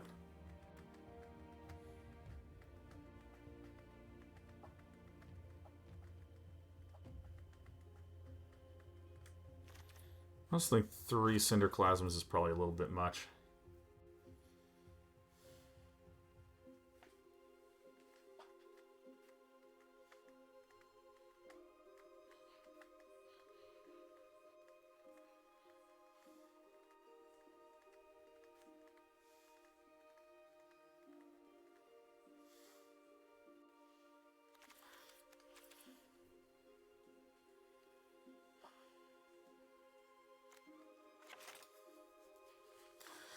How do we do this?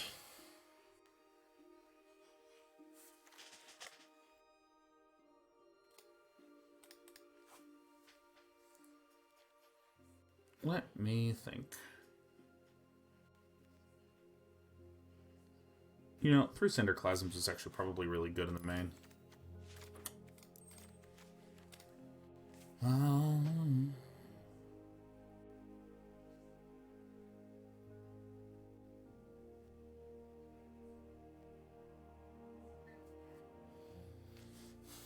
Maybe if I just, like, cut one of these, put in one of these. My old list ran 2 Storm's Wrath, and that felt quite good.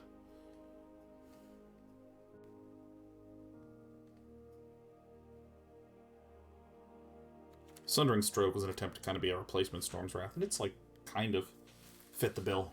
Kinda. Okay, let's see here.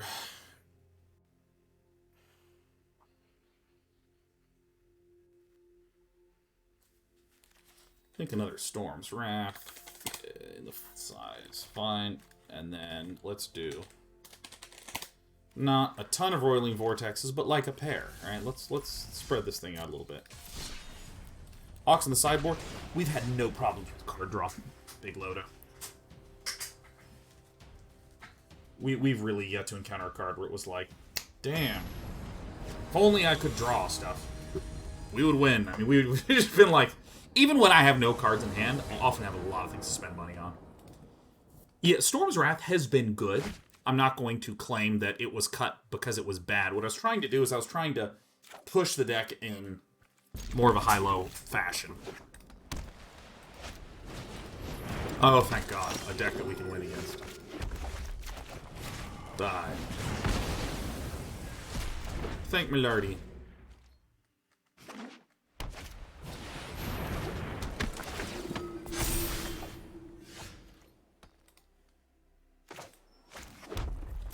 Alright, it's the Buffin' Man.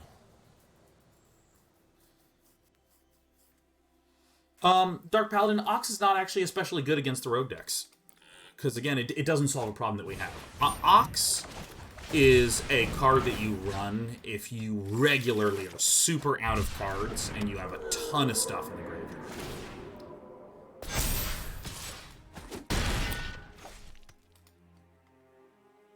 It's not really where we wind up.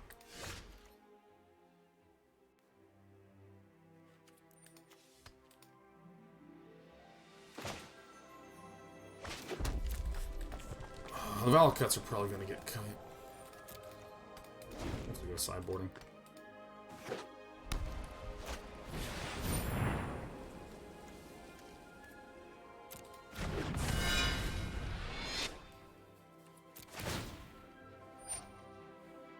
Fuck.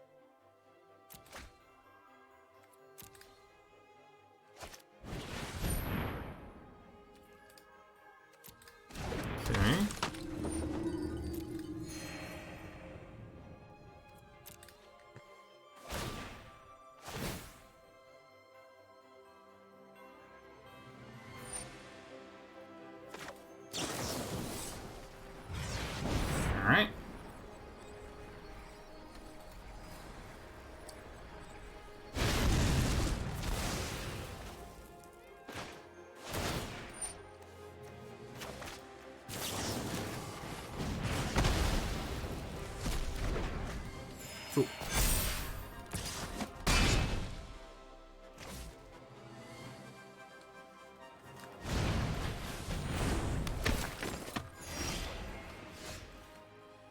Man.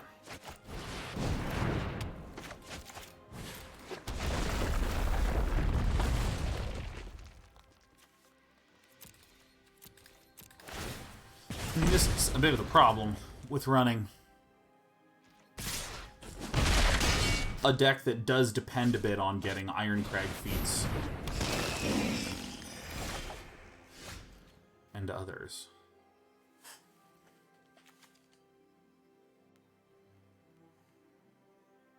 So we're dead. Huh?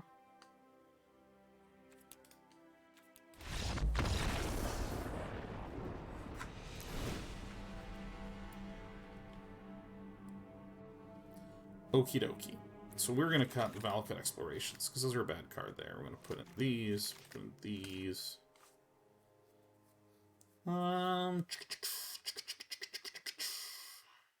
Yeah, I'll cut out these guys.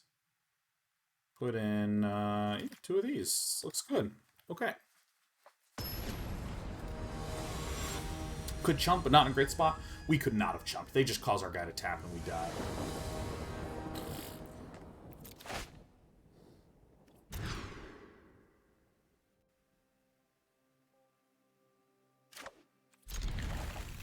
I'll send the Godzilla back.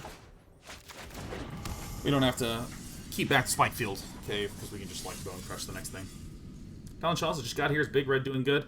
It's on the verge. It's on the verge. It's on the verge of greatness.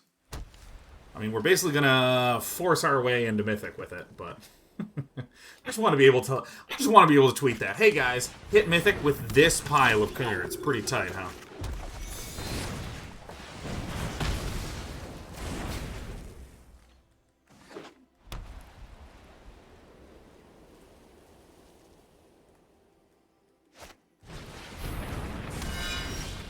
All right.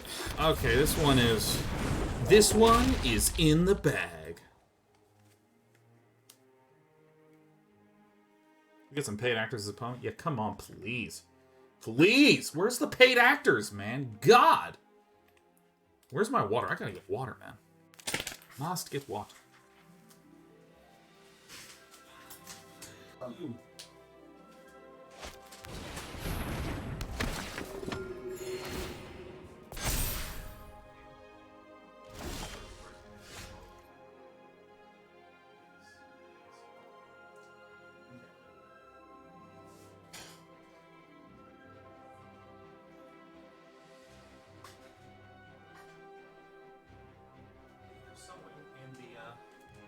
In my room. Well, so, everyone, I make you a mistake. Hello, my name is Day 9. I've been known to make you a mistake every now and again. Alright, so that's 5. Why does Sheriff make error noises? Up, down. Sheriff is just a perfect cat. Sheriff is just really a dream come true of a cat. And if you ask me what do I think of Despy, it's just a dream come true as a cat. Look at something with 2 power, Ryan. 2083. EK Hawkman says, in all my years of making and unmaking, I have never seen anything that was more unequivocally in the bag.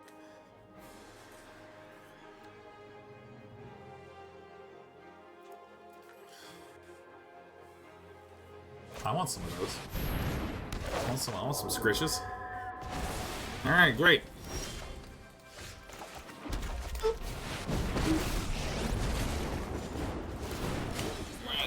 Let's make like an Australian and shoot her.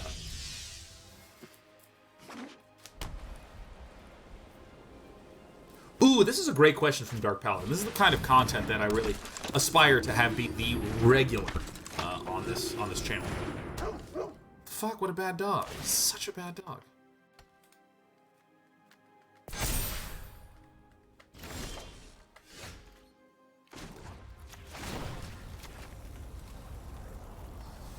Okay, So Dark Paladin says, I'm in need of a Dota 2 voice line to ask my wife to bring home some tacos.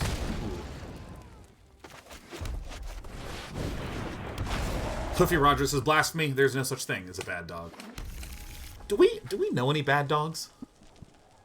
Britt literally both shook her head no and furrowed her brow like that was a weird question. So I think you might be right, Hoofy Rogers.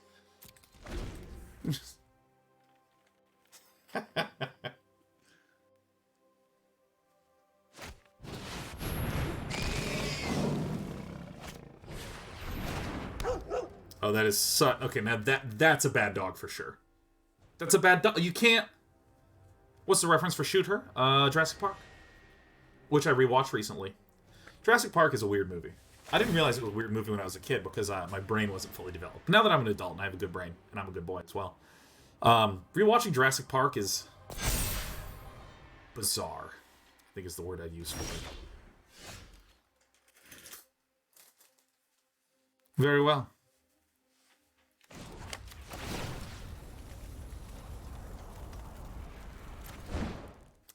Oh, this is kind of dumb.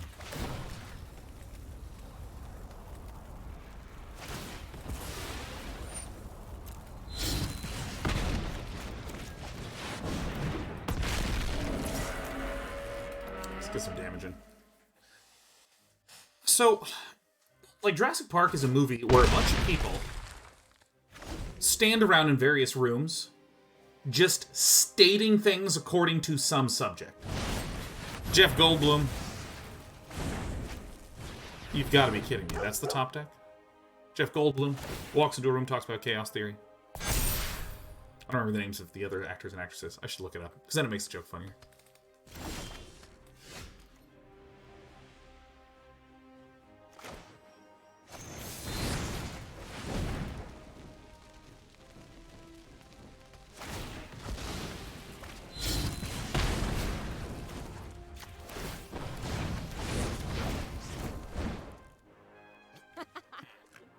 Think this through. Here, let's go ahead and zap this one.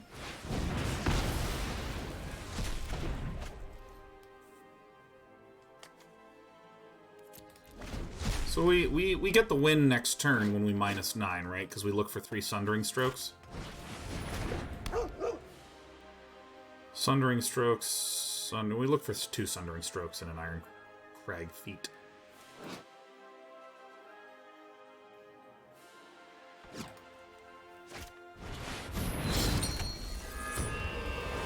We've done it! By God, we've done it!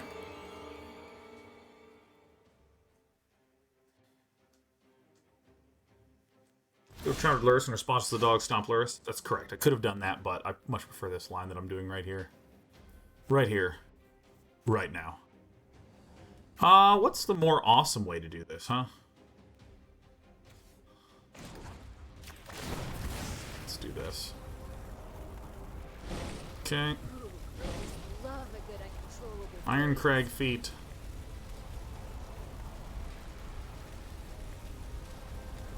Sundering Stroke.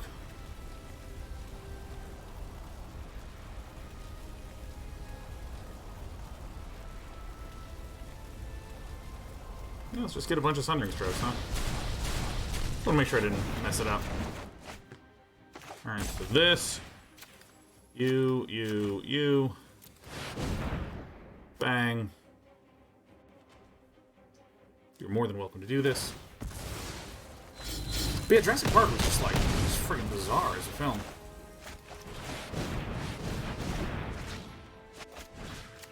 Oh, this was only game 2? Shit. After a bunch of people stand around in rooms for about 45 minutes talking about the nature of God and power and math and biology, then it's a bunch of effectively loosely connected, really well done action sequences. And then the T-Rex eats the Velociraptors, and it plays gentle music as they're on a helicopter ride the fuck out of there.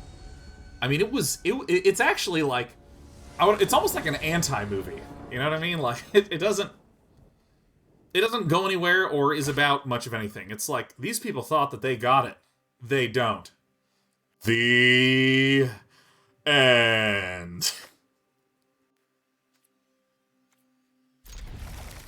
I'm gonna keep this terrible hand. Are you talking about Jurassic Park 1? I sure am.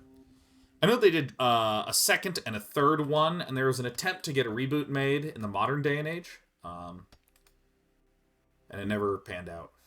Never panned out. It's too bad, huh? Never panned out. I'm not disparaging Jurassic Park. It's just I realize that, like, I'm more used to and more fond of movies that are, like, about something. Don't want to shoot this guy?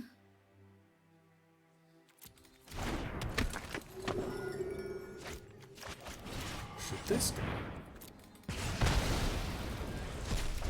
You're kidding about the recent movies? Yeah, no, I saw the recent Jurassic World, and I mean, to put it mildly, I thought it was awful. I thought, like, the recent one, there's a lot of, like, big budget remakes that did well, that when I watched, I mean, I thought they were just garbage. Like, the Hobbit movies, they, like, broke into 3 movies. I saw the first Hobbit, and that was, like, emergency bad. Like, I mean, that was, like, so bad that it was... I was actively, like, just looking around the movie theater. Like, am I the only one? Am I the only one? And the thing is that, like, the only theater that had The Hobbit nearby me had it in 3D.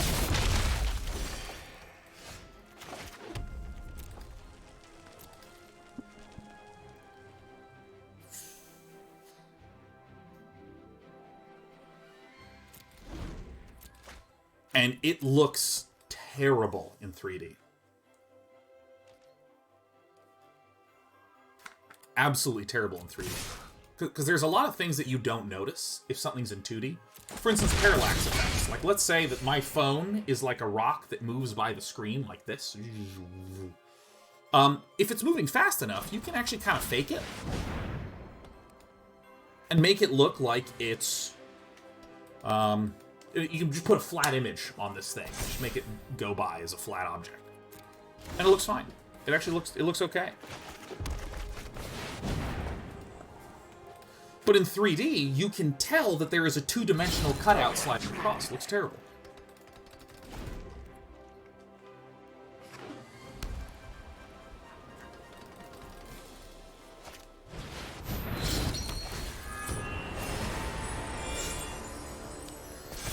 Time to do some blocking.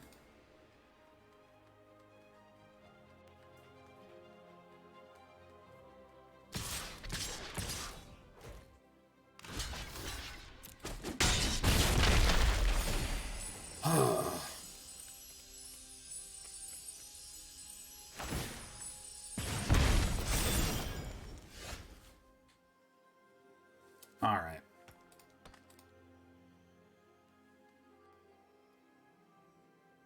Okay.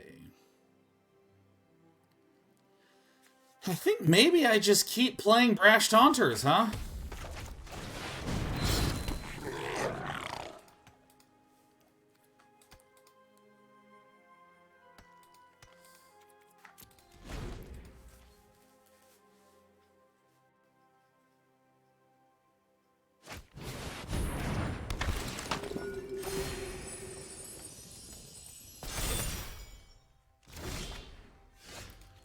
Okay. Okay.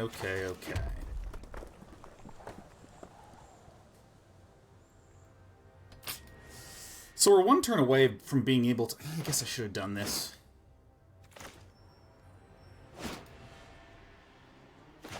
No, I have to do this right now.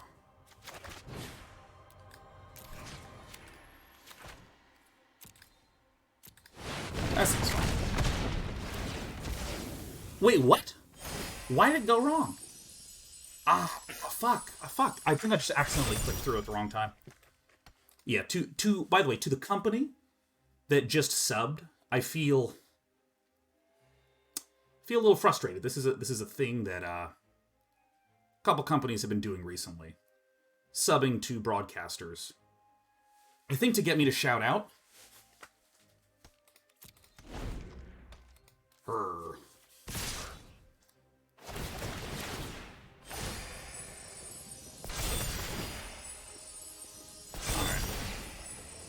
We board this for sure.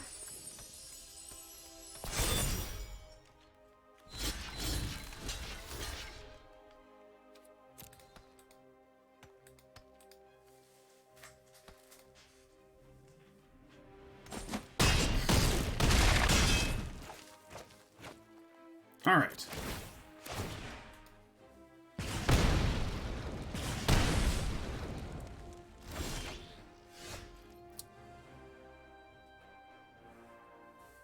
Well, we messed this up. I was distracted, to be honest.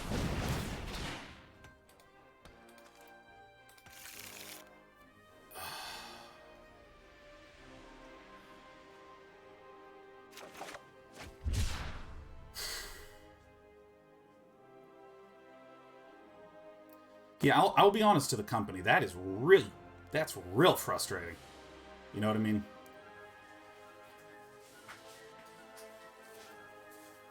Like, who even is at the other end of that? Who is this? Do I know you? Like, what's going on?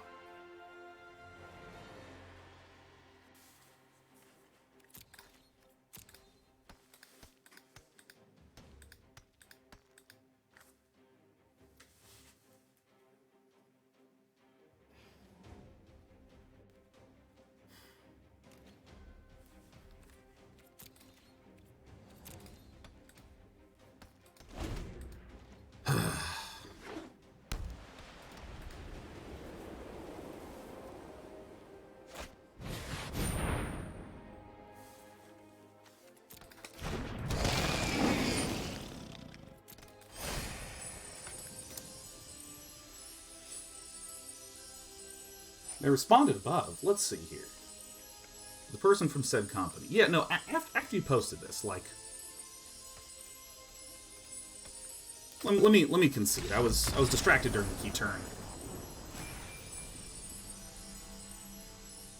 Trying to compose myself in the midst of my frustration. Not about the game, but about the tactic. For any of you who don't know this, there's companies that get on official accounts and they give small amounts of subs to a streamer in the hopes for a shout-out that is typically for... It's basically getting it cheap, right? Normally, if you do a sponsorship that works directly with a company, you know, you should be paid a reasonable amount of money. Something that's very fair. But it feels a little bit... First of all, it's like trying to cheapen the whole process. But then also it's very one-sided. You know, Feels very weird. Feels very weird. In fact, there's decks that have been floating around Twitter about things like, you know, great way to get streamers from small and mid-level streamers to get them to shout you out. Just give them a few subs, and often it'll just pop up right on the stream.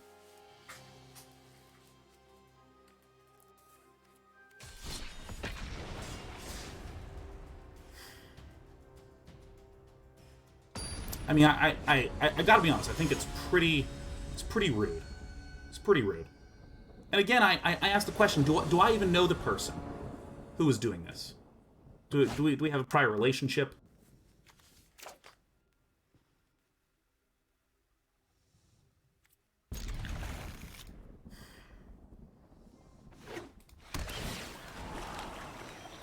It seems extraordinarily rude.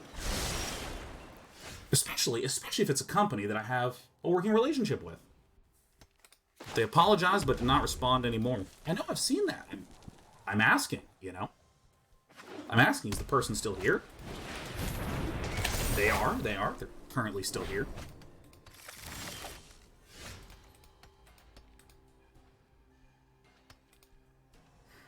C. Travis says, I gotta say, I'm super impressed how quickly Sean assessed what was happening.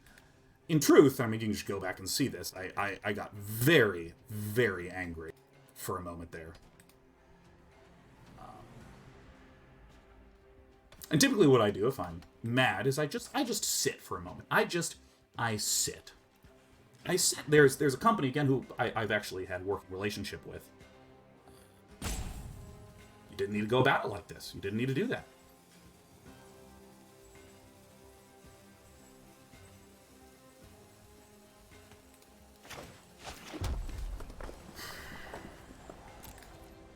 And I mean, you know, one of the things that's particularly frustrating is, right now, I was having a good time. I'm having a good time playing a deck that I built, and as you know, I tend to be a little bit What's the right word? Proud of my mediocre decks. I'm proud that my mono-red deck might wind up hitting Mythic. Yeah? Sean Plot Original feels good, right?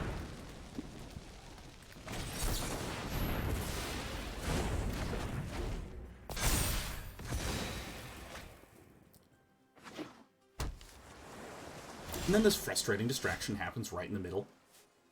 Right in the middle of my broadcast. It's just bizarre. It's just bizarre.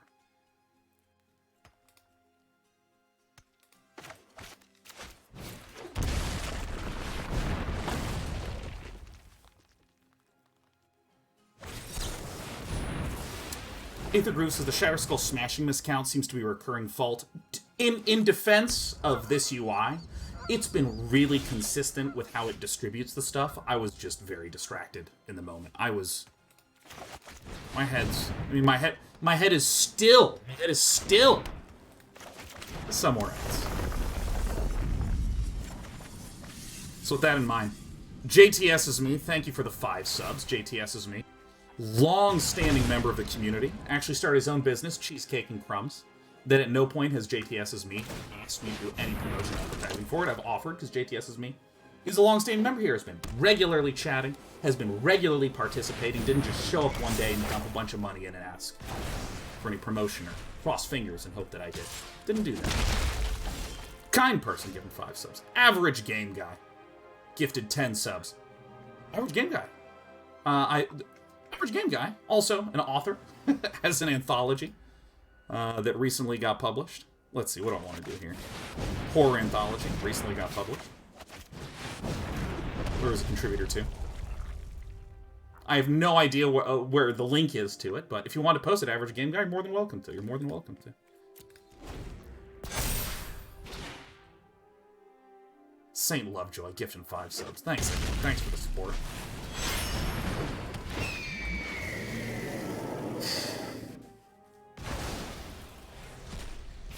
Collective Darkness, that's right. Now, why would we be talking about Average Game Guys?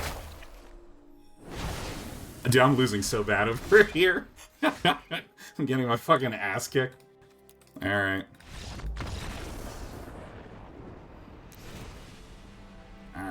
Alright. What do we not want on this? Our opponent was an Azorius deck. And this is the one where I would have wanted the Roiling Vortexes. Whoops. To be an account of 4. We're going to try this. We're going to cut the Storm's Wrath. We're going to put it in Ugin. Numbers still check out.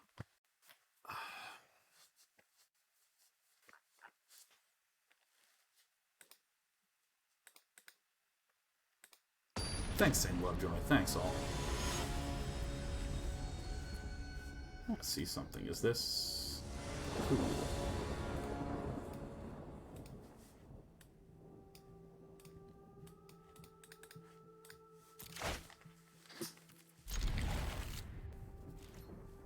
Alright.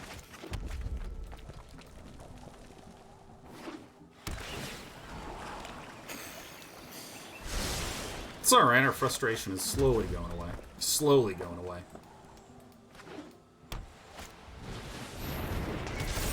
I just keep shaking my head. I don't know, it's kind of funny because I would note that in the early days of streaming, there was...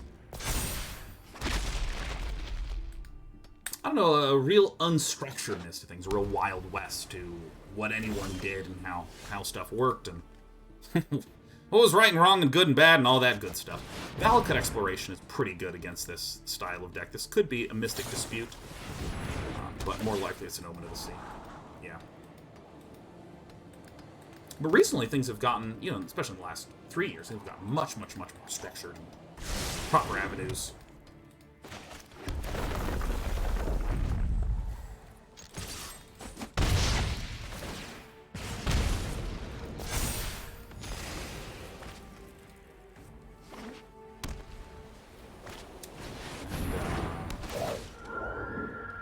I mean, it sucks to lose our... Oh, nice. Okay.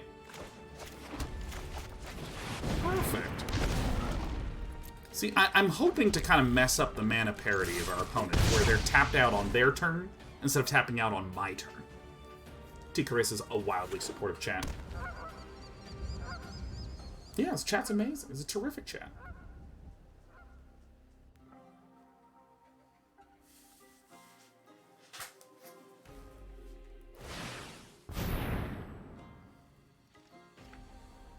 One more mana one time. No. That's okay. We can just do like this and nuke this guy. That is fucking bad news.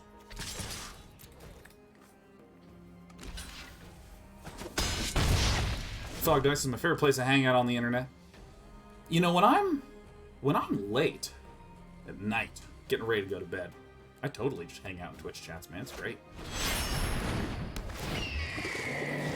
It's terrific. It's just a great place to be.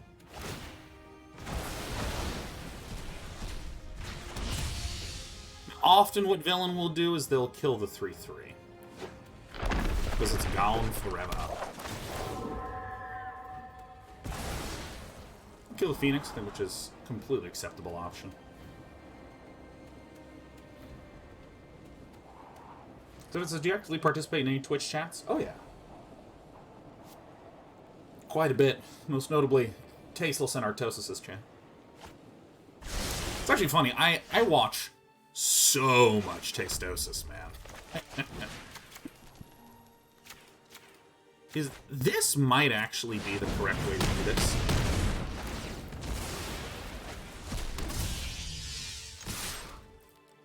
Get my opponent down nice and low.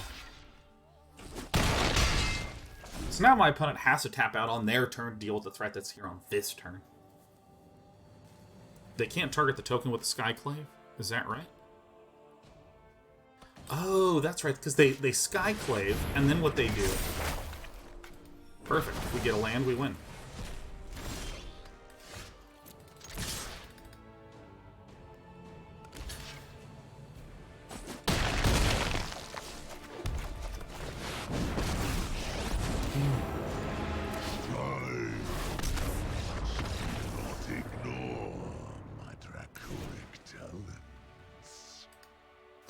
I think we're fine. I think that this is fine.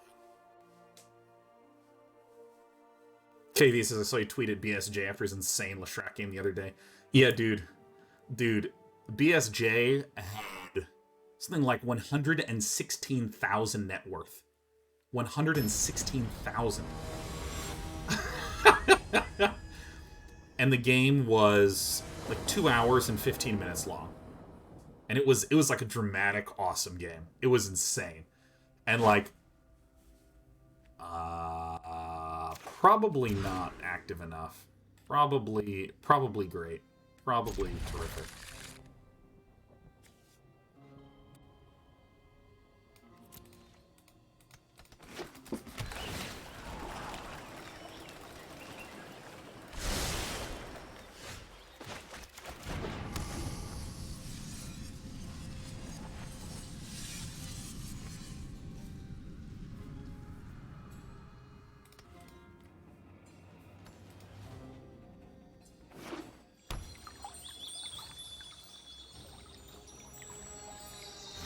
Budmon says, that game I learned that they store net worth as a 16-bit integer. Oh yeah. Oh yeah. it just didn't, when the game went to the end of the screen, it didn't show all the full net worth.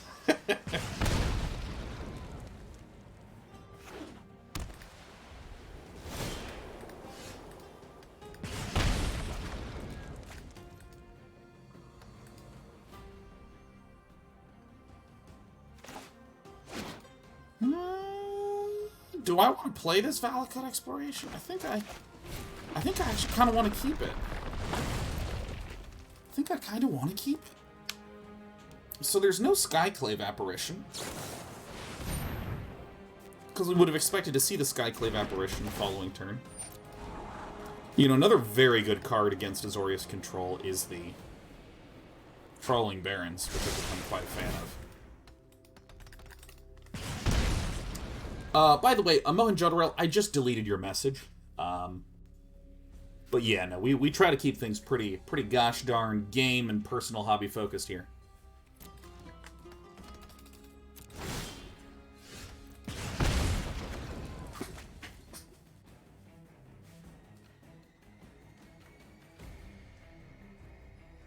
Am I correct in that villain missed a land drop?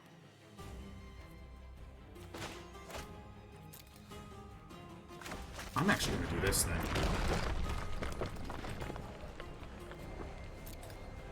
then. Hey, Carnage. Good to see you, Carnage. Welcome to our little corner of the internet. Yeah, don't worry about it at all, Mohenjo-daro. I completely understand.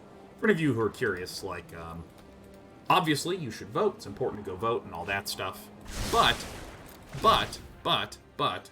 has anyone else been just getting so much spam about this that it, like, people don't text me, right? Like, I have very few social interactions on my phone.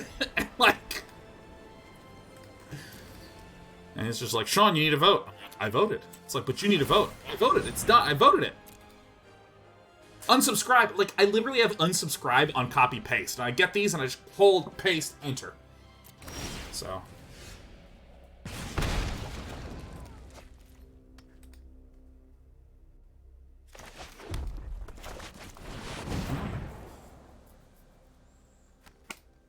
Spell's fine.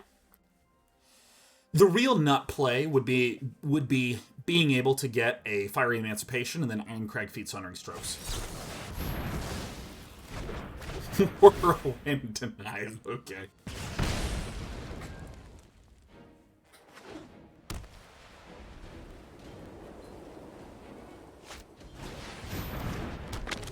Totally fine. You'll love to see it. Ow. I do believe my opponent has a counterspell, so I'd rather play this and then start getting the pinging in with the Shatterskull Smashing, getting Valakutted.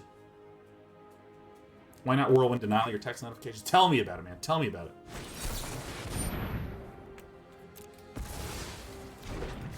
Terrific.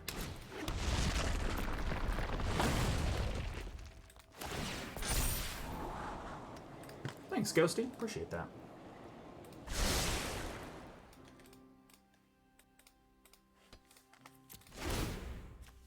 Alright. Oh, you think you're playing on the stack.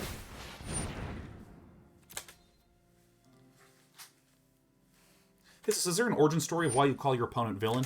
It's a common way to speak in poker, where you, in a game of incomplete information... Well, I should say, almost all games have a way to refer to the two players, like...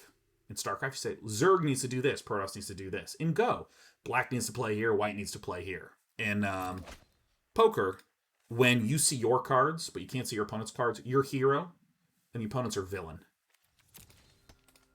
Except I don't call myself hero here, I just use the first person.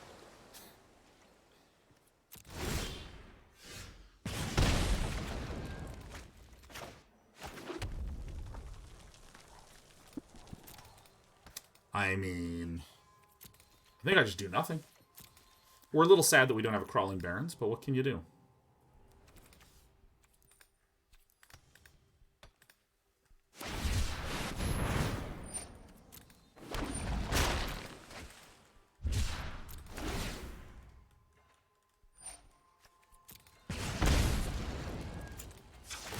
Why not?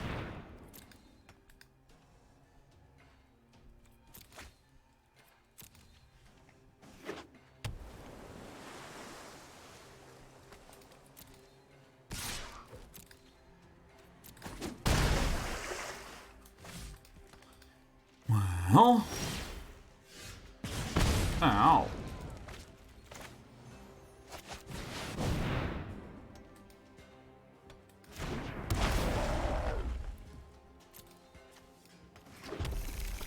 I have to be a wee bit careful. Yeah, I just didn't like this Rolling Vortex. I wanted to, like, just screw myself over.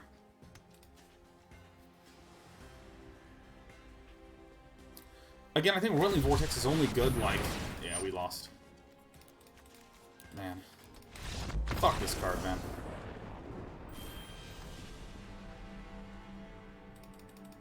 Man, we are losing, and I don't like to see it. Mm.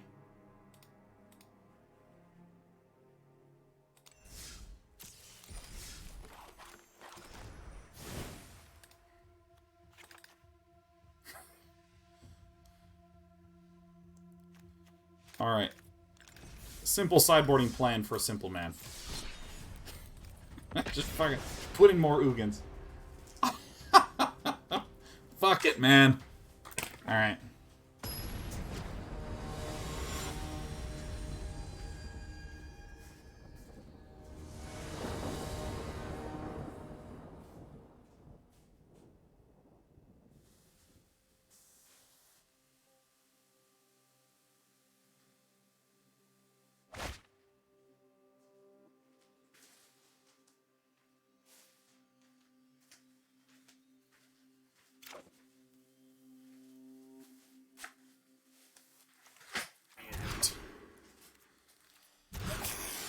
Alright, there we go. No and no. Let's do it.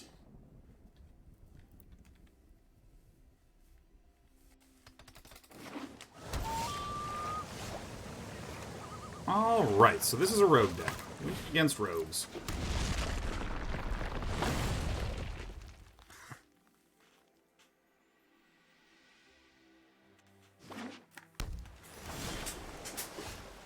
Okay, I don't know exactly what it is. I don't know exactly what it is. Glasspool Mimic is pretty much running like Demeanor. Is it mono blue? Is it mono blue? I don't know.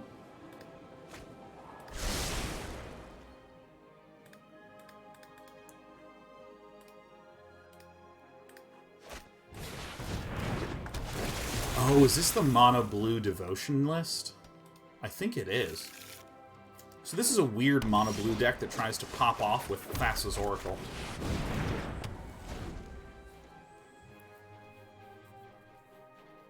I mean, we're going to Storm's Wrath.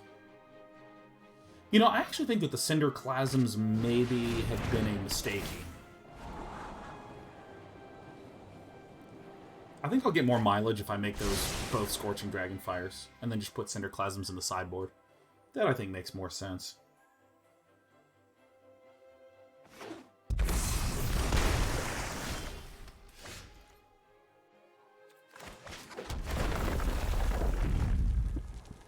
Okay. Let's take care of this right now. I have a ton of draw right here and a ton of things.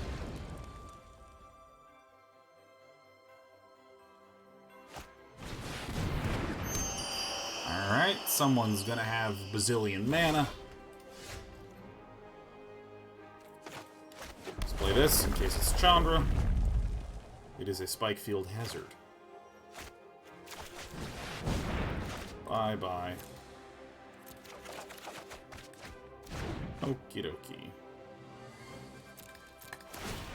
Shoot it. So how does this one pop off? It, like, gets the owl down? Is that right? Yeah. So now this generates 6 mana?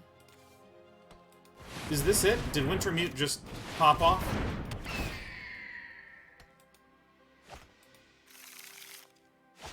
Okay.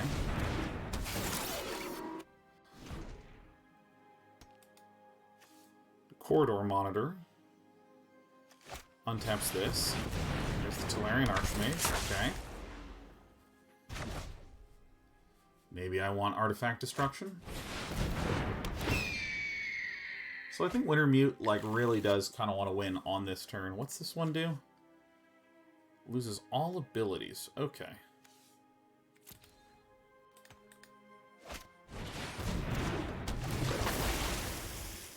Look at the top 18 cards of the deck. 1 top, 17 bottom. Cool.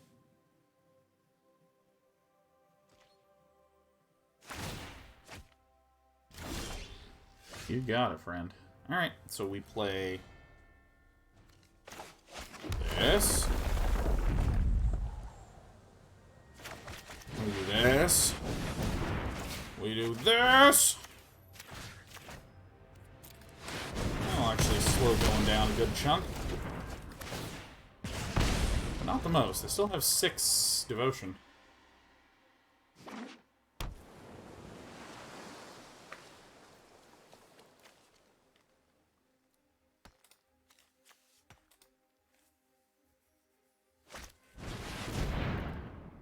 Okay.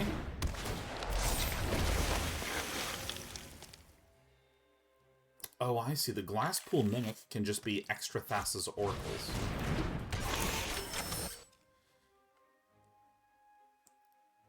Yeah, then you want to tap this, and then it untaps.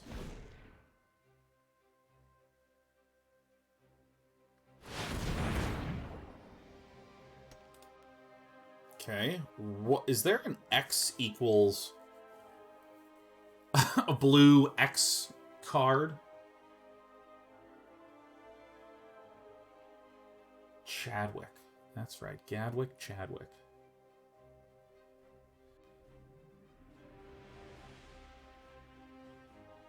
Wow.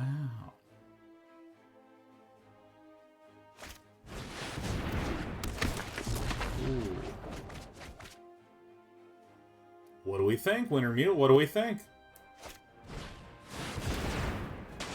Seagate Restoration.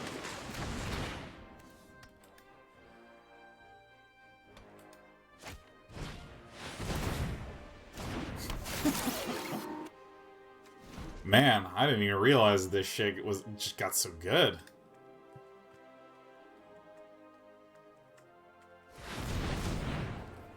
Blue. Alright.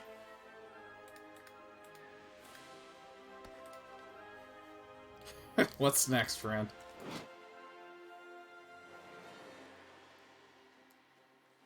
X is greater than or equal to the number of cards in your library, you win the game. Alright. Hunting for Corridor Monitor number 2. Maybe should have left 3 mana open in case there's a Glasspool Mimic. Or they just have a Corridor Monitor in the hand. Okay, so that's Devotion equals 14.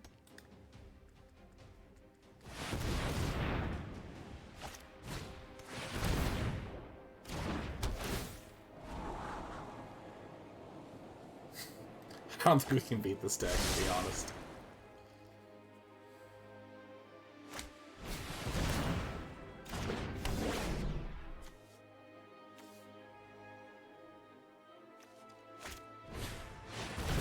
I don't understand. Oh, it's just to increase the amount of devotions on the battlefield? Okay.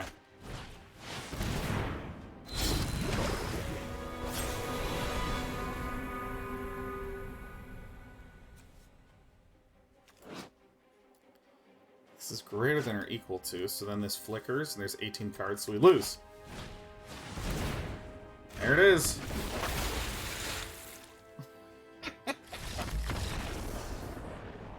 It's just so abstract.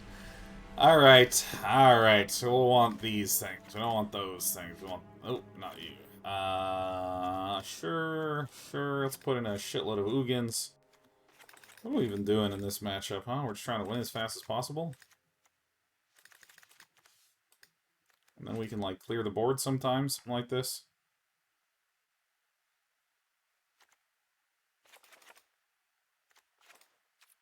I'm actually going to trim a Godzilla.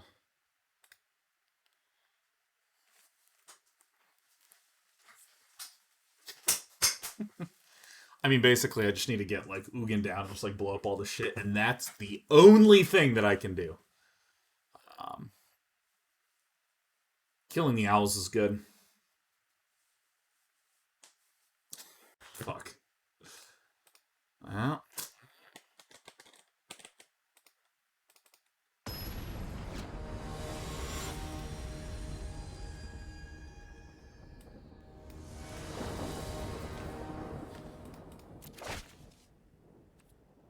Alright.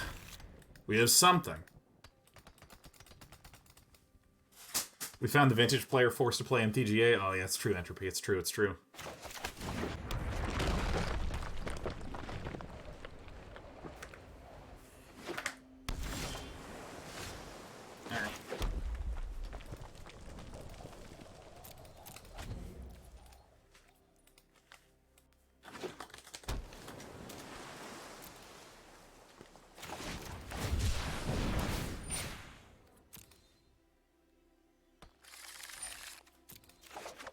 Alright, Storm's looking good. Okay, so if I can get the Valakut Explorations down, Get some more mana, and then we can Ugin to just blow a bunch of shit up. Oh. Yeah, Wintermute is a pretty cool name. It's pretty evocative. I always like seeing the months that are all one number. Nell Rush has subscribed for 77 months in a row.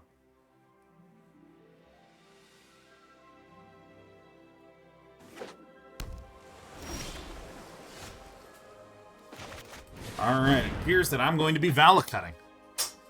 So, I've played a similar list to this devotion list, and it basically can get to the point where you just can't lose because you're just going off all in your turn, but it can have real issues assembling its pieces.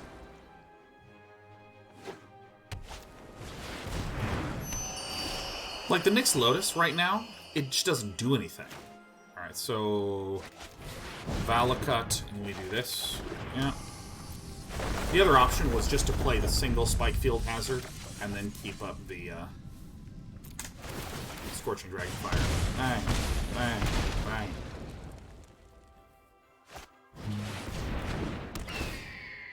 Scraw!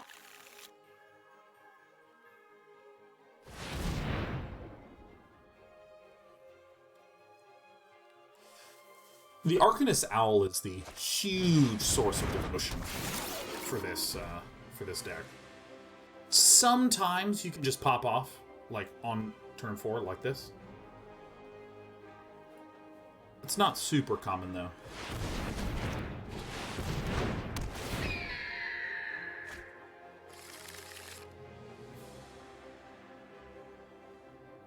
There's another corridor monitor. That's where I started getting nervous.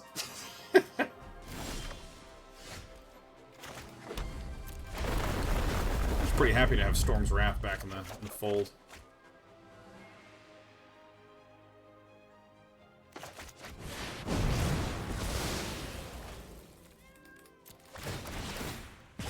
Bang. Bang. Bang.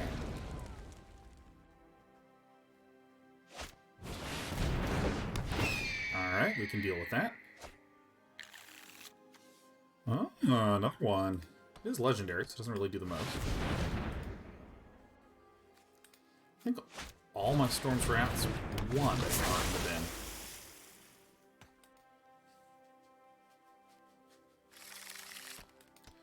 One top, 5 bottom. Love to see that one, huh? Foink.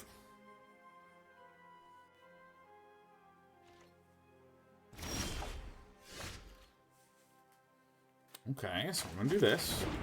Boink. Douche, douche. Ugin. Irencrag feet.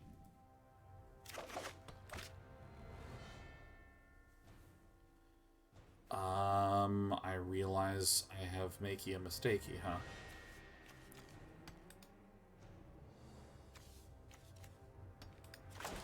YOLO, fuck it, who gives a shit?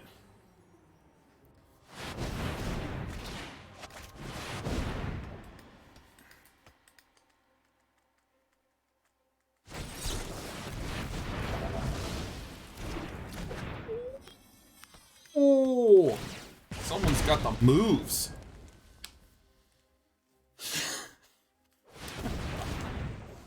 Yeah, I don't really know if I can win this.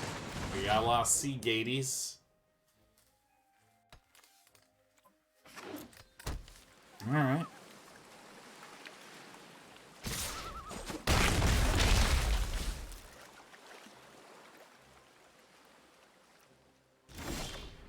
Alright.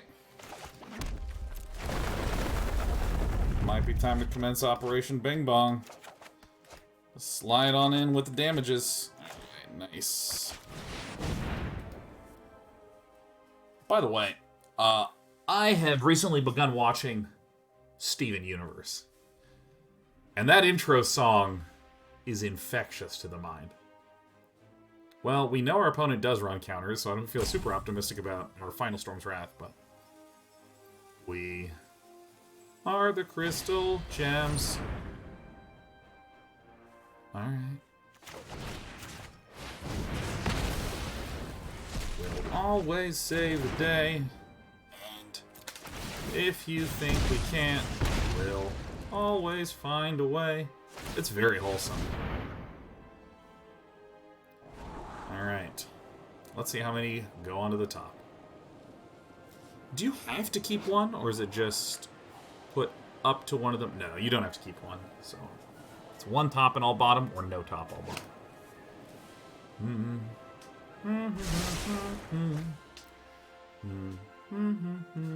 What phase are we? Let's get this one out of here.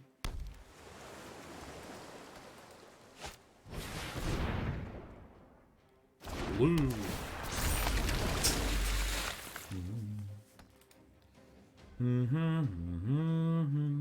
I think the play is land Storm's Wrath Phoenix. Or it's just Storm's Wrath Phoenix.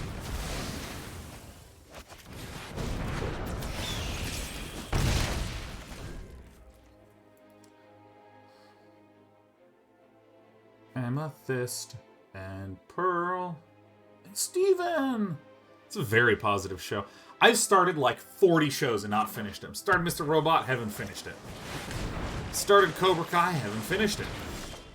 Wanna finish it. Is this, do we do it? So I do this, right? Yep. And then I say, take that action. Bam. Whoosh, whoosh, whoosh. Yeah. Yeah, yeah. How the fuck? How's this possible? So this is 3 damage? This is 2 damage. 3 and 2. It's not enough.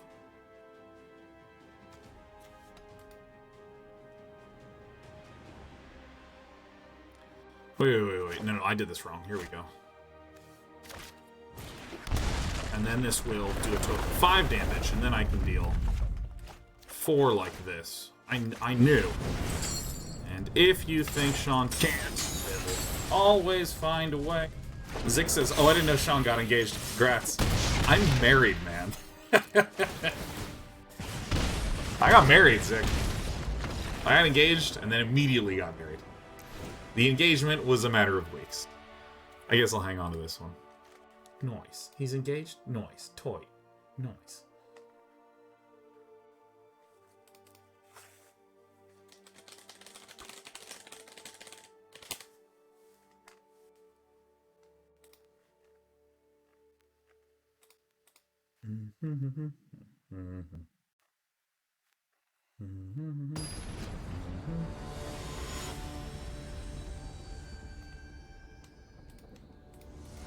Speaking of noise, have you watched Brooklyn Nine-Nine? I sure have.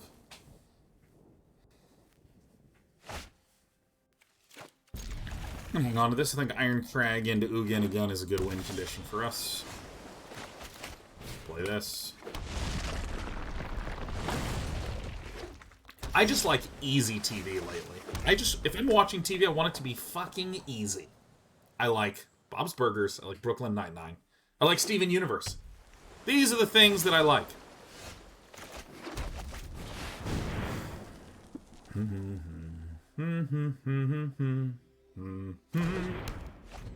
Steven! I started rewatching Avatar The Last Airbender. Didn't keep watching it. It's my favorite show of all time.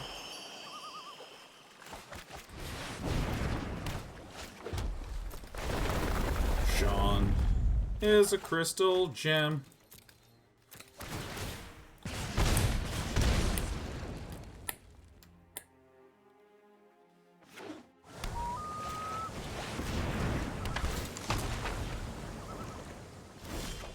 Excellent, excellent, excellent. So I play one of these, and I say, cool. You got it. It resolves.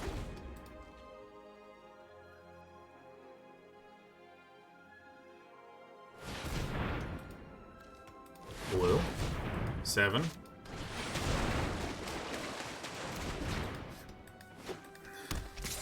MC Gate.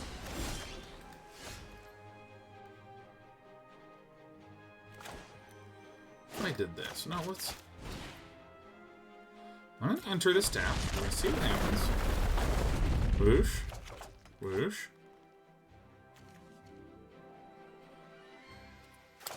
Okay, no, I should have done it untapped. That seems right. Where's my Fiery Emancipations? Oh no. Oh no. I hate to see that. Yeah, no, I just, there's shows with compelling characters that have difficult things happen to them in their lives, and I just fucking can't handle that shit, man. It's way too hard for me, man. Do I just wanna, is it? No, I think I should do this. No doubt villain has just counters up the wazoo, which is fine.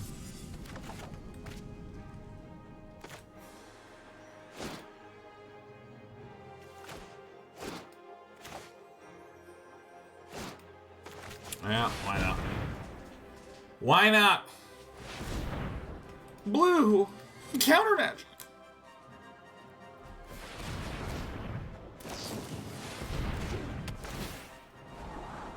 What? You're kidding me. What? What are hard shows to watch but are worth it? Most shows, man. Karen says, I work in a field that requires me to deal with people's hardest moments day in and day out. I have no room for drama in my television. Yes! I have no room for drama. I have plenty of that. I just want to watch stupid things. And I don't mean like... these sort of like drama comedies, can't handle them. Cannot handle them. I care about the characters too much. I think this is why I like Korean dramas. I think this is why I like Korean dramas so much. Well, aren't you an asshole? I like Korean dramas because they're so clearly ridiculous. It's over the top enough that I don't relate to the characters very much. It's great.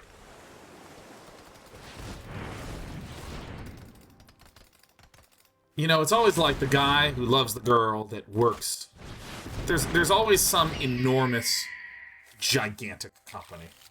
Like a dynasty, a multi-billion-dollar dynasty. Because there's a couple of companies that are extremely influential in Korean society. Samsung is a really great example of this, where like... Uh-oh. Do we lose?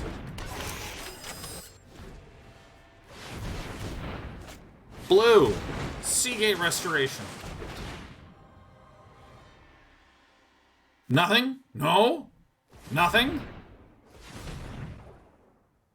Uh-oh, it's Gadwick. Schitt's Creek? Yeah, Schitt's Creek stresses me out. Schitt's Creek stresses me out so much. Like crazily, it stresses me out. Alright, I think we're dead. But yeah, there's always like some giant chaebol. It's the big business, someone who isn't. I'm gonna take him down. Tap me, you asshole.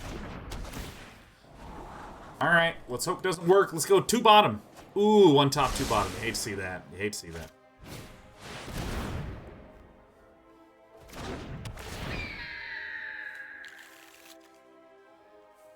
Alright. Owl missed.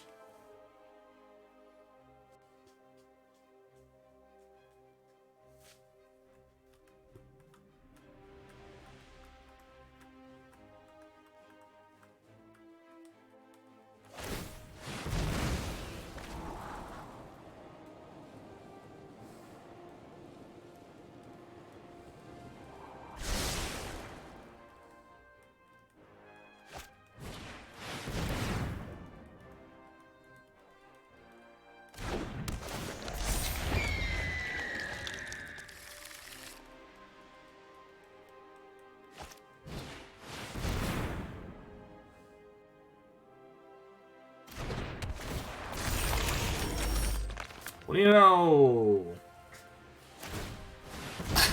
She's taking forever. I hope Wintermute just misses it. 0 top, 2 bottom. That's the kind of action we like to see here, man.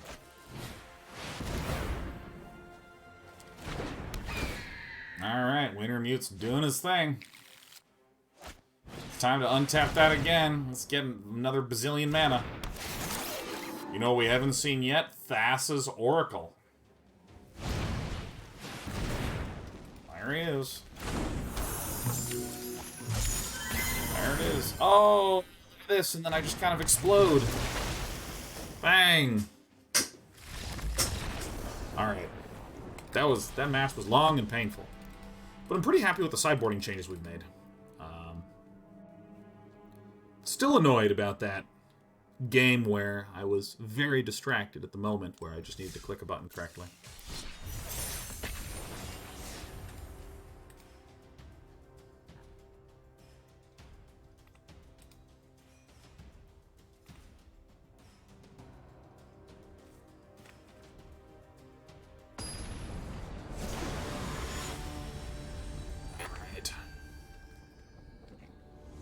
Alright.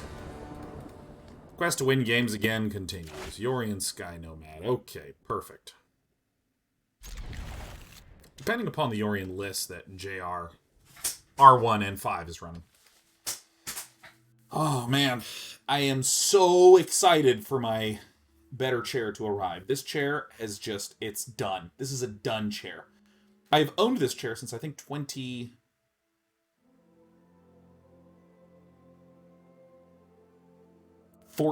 Jesus. This is just some regular ass IKEA chair too. It's terrible. It's terrible. Had a Herman Miller Aeron.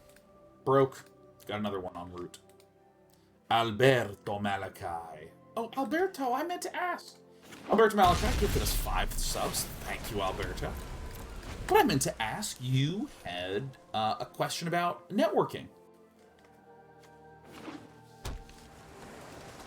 I was hoping that your networking thing was Repario. Sean is a crystal gem. I'm hoping that this is the ETB Jeskai list that doesn't run that many counters.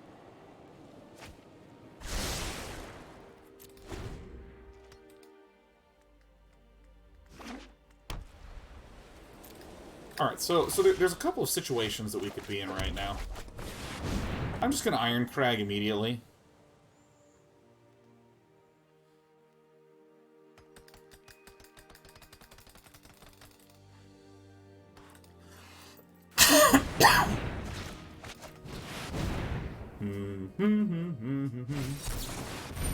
Alright, you got it. It resolves.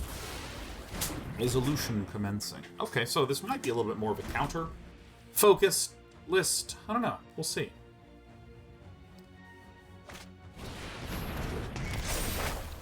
Okay. This could also be a very Birth of Meletus into Transmogrify style deck. I wonder what the Mystic Disputes are doing in the list.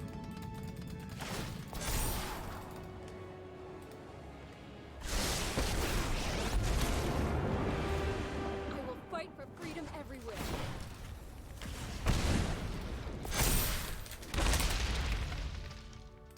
Alright, by the way, do you hear this typing? I have a test. I want to see how this filter's doing. I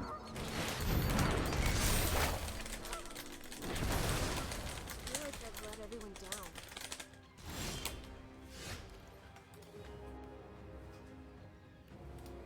Very muted, but yes, that's so fascinating.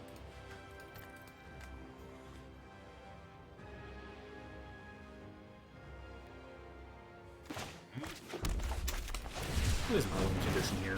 Counter spells tend to own us.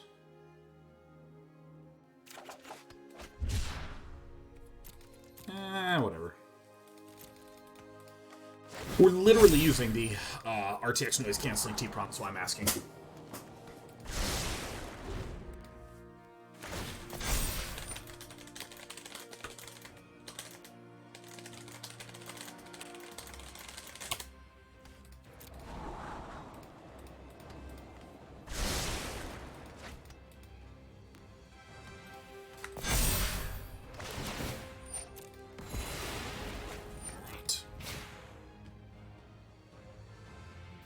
I've been having just so much trouble against this card.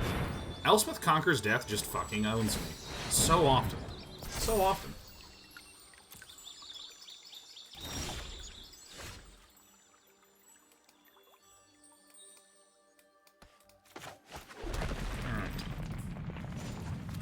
Alright, I'm coming in. Coming in to attack.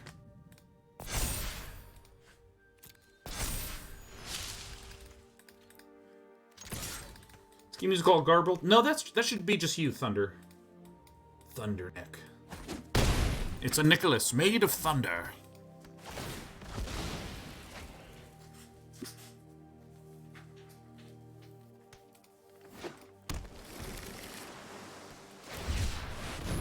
cycling.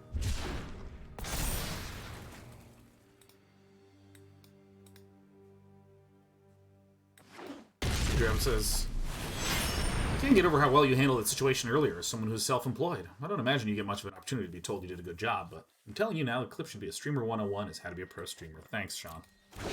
That's a very kind and meaningful thing of you to say. Thank you, Siege Rabbit. I was, on a scale of 1 to 10 in terms of mad, I was like a 9. I was like a 9. 1, 2, 3, 4, 5, 6, 7. Okay, Lando's one time. Lando's one time.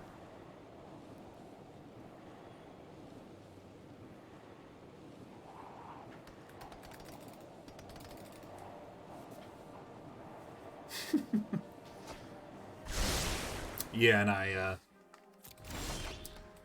even asked said company a couple questions as follow-ups, and they haven't responded. Just kind of pieced out.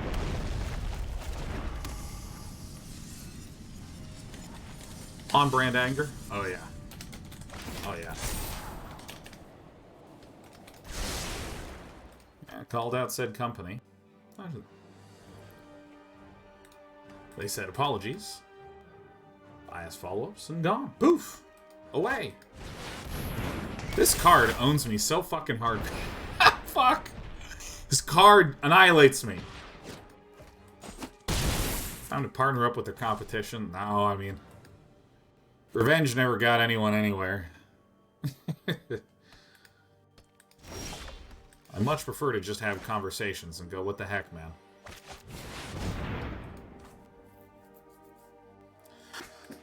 What is my methodology to winning here? Oh, Jesus. I mean, is it really, am I really all in on this landing? Might be it. Might actually be the land to decline.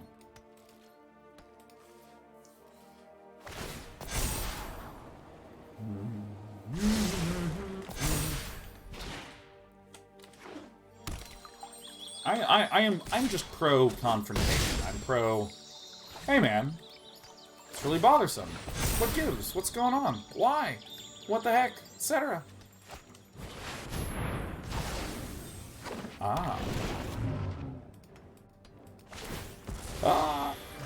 That's what happened earlier at Lagcraft. There is a thing that, I find this kind of dirty. I find this dirty. There is a... I mean, I can afford it. Okay, so as long as my opponent can't draw 4 more cards this turn, I think we're in the clear. Here's the thing that I think is kind of dirty. What, I saw this a few months ago, so I was sort of aware of it, which is, you know, a lot of people have sub-alerts that will be like, excuse me, they'll have sub-alerts that will be like, you know, Johnny5 just subscribed, and it'll like show up on the screen. Some rather insidious marketing human said, wait a minute, if I subscribe to this person or donate and leave a message that plugs my company, it'll just show up on screen. And I can flood the entire chat with my message and the entire screen with my message for a low, low, low cost. But, what do I want to do? Want to get out this? Want to get out this? Ah, so you look like Alberto Malachi just subbed as a regular here. Oh, look at 20 gifted subs from Alberto Malachi. Now, Alberto Malachi has been here for quite some time. Now they're not number 1. That's terrific to hear. Thanks, Alberto Malachi. You love to see it. Yeah, so it's really, I will honestly describe it as gross. It's kind of the equivalent of at a red carpet event, getting a projector screen with like a laser sight and shining your logo on the forehead of a famous actor, right? The actor didn't ask for it. The actor is just there trying to do their job. But if we can just get it right there on the fucking forehead of the person. Cool, we did it! Whew, wow, I mean, we may have pissed off George Clooney, but my God, we got our logo there. So I've not mentioned the company's name specifically as a result. Because I just think it's rude. I think it's an incredibly rude thing to do.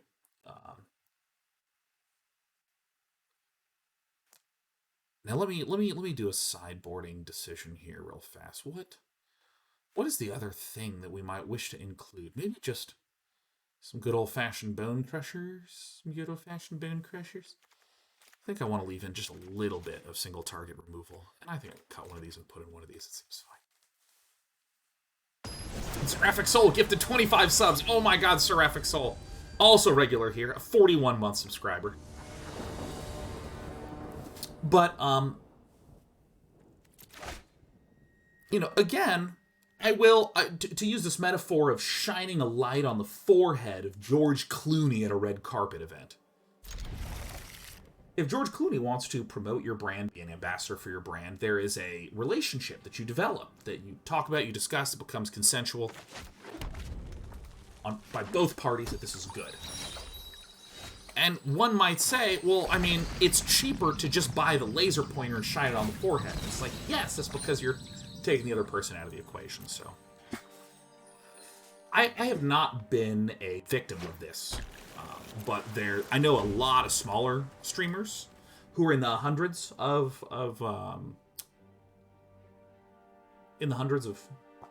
concurrent viewers.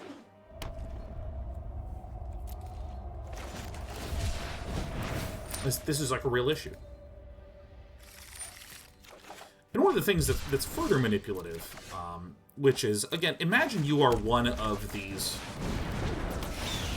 Like, one of the benefits that I have is that through just subscriptions alone, there's a good amount of money we make from that. I also have a whole lot of very stable, steady income from things like the PC Gaming Show, from things like hosting events. I am a veteran gaming host. So if for some reason, let's say, I broke my jaw and all my fingers and I couldn't stream anymore, that's okay. That's okay. I can still do hosting. Actually, that's a really bad comparison. If my computer got wet, maybe that's a better one, and I couldn't stream, that's okay. I can still do hosting. Or if I'm just feeling a little tired and a little stressed and I don't do hosting, still on my stream. It's like something's really good there.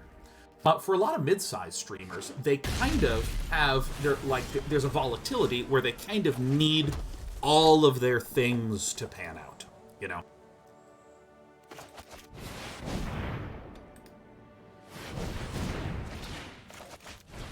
They kind of need subs and sponsorship deals and hosting gigs and et cetera, et cetera. They need those things to work out.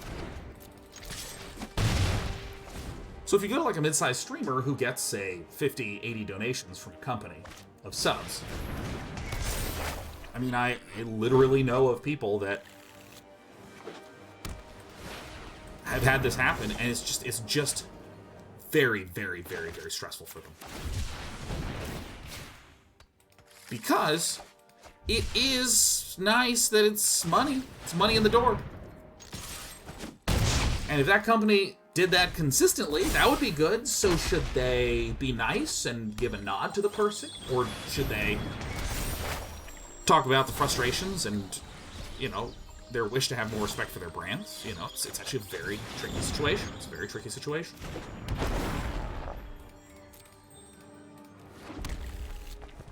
And at the end of the day, there is, again, in the same way, shining a light on the forehead of George Clooney, there is a cheapening of the brand itself. Not my brand, of the other company's brand. If some other company came in and tried to provide a certain amount of money in terms of gifted subs that was well below the value of an actual sponsorship,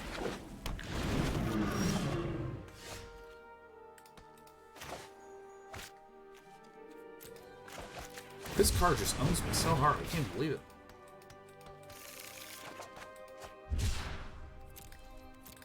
Yeah, if you're trying to do something that's well below the value of the streamer, I mean, you just look cheap. You look so bad. You look so bad. Why did that get tapped?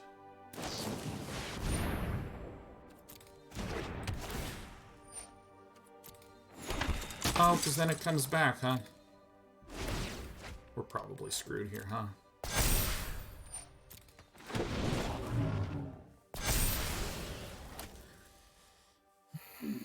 problem is that I want single target removal. Oh, that's actually so funny. Drawn 2. By the way, shout out to Average Game Guy, Seraphic Soul, and Alberto Malachi for gifting enough subs to move them out of the the top 3.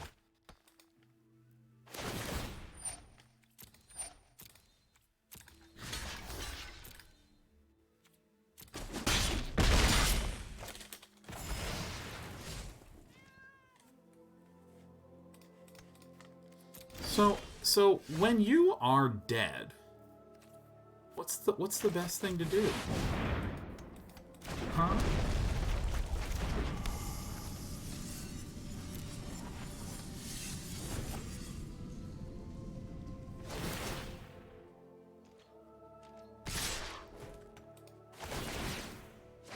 Draw. Draw.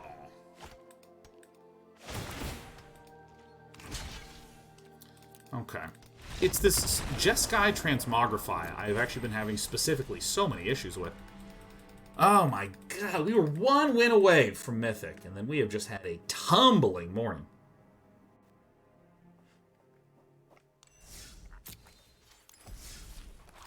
What was my old list?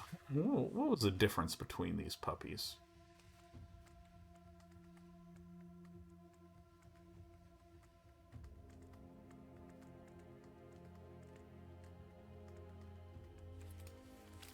And I did use the...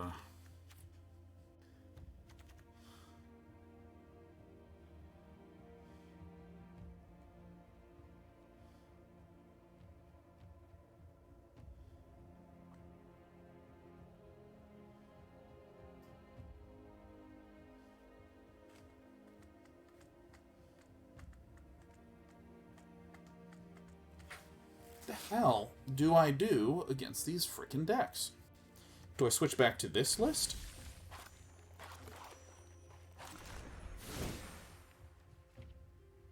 This one basically has more Irencrag feats. Runs the more versatile Bonecrusher pal.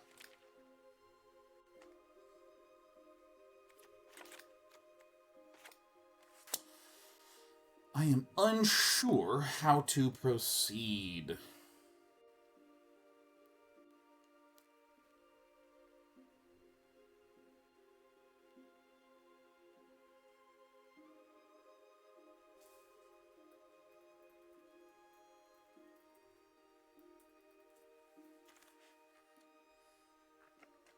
Talon Dragon, look at this.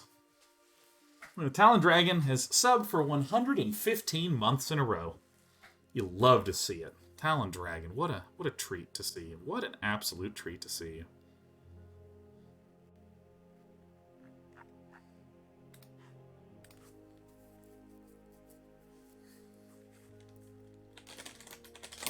What if I actually went back to this Slaying Fire? Now there's a weird logic that I'm using here, which is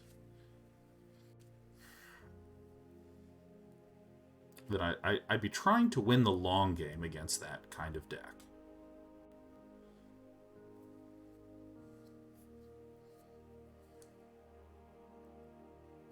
Slaying Fire is single target removal. It can hit the face, and I've not actually felt a super urgent need to have big sweepers like Storm's Wrath, so I think having one in the sideboard is good.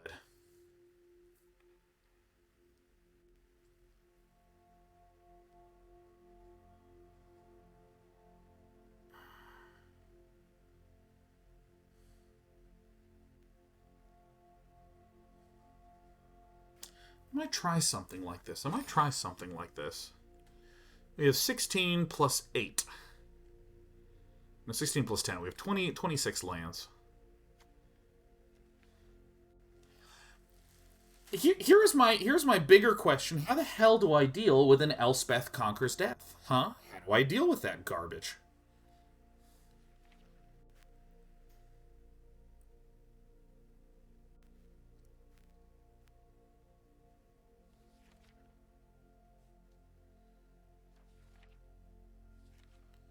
How the heck do I deal with this?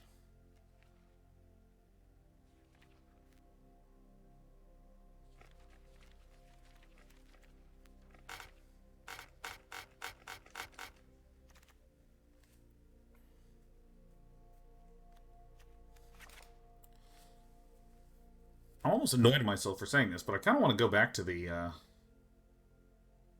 Royal Eruption. Molten Blast? What card is that? I only kills artifacts. Where is Destroy Enchantment? Not in 10. Destroy non-land. Ah.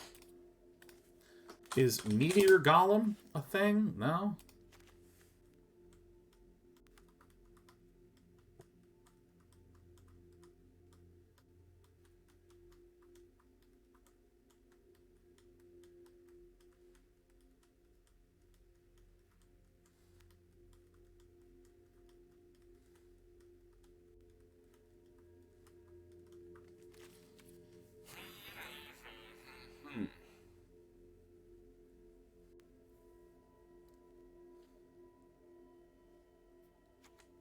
What if we... Is Phoenix of Ash the problem card?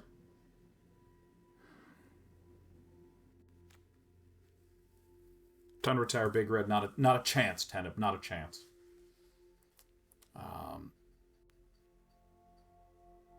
Right now, I need a moment to just think about the strategy that I'm going to be going for.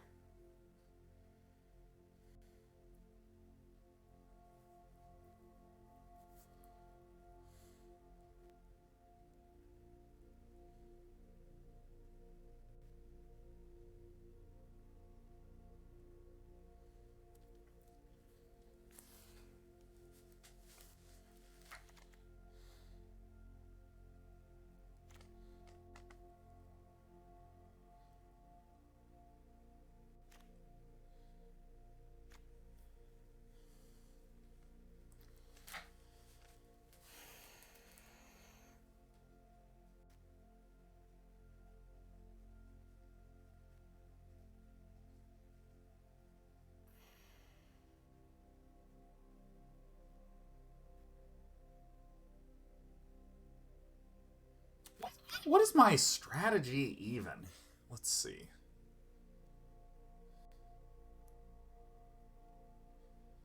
It really, the strategy needs to be begin by building pressure and keeping the pressure on. That just needs to be the story.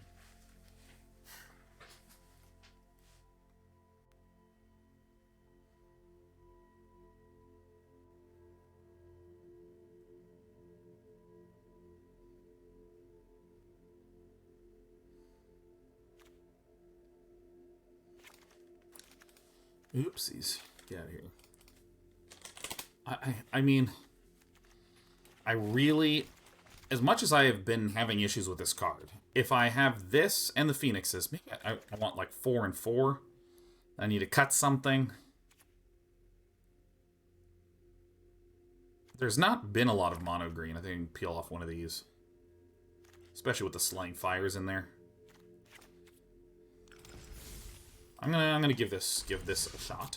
I'm gonna take a very minor break, and when we come back, we're gonna keep playing this mono red, this big mono red deck. I just need a break. I need a break because I've been sitting and thinking and yapping for a little bit. We'll be right back. And we're gonna try to make this big red deck work, baby.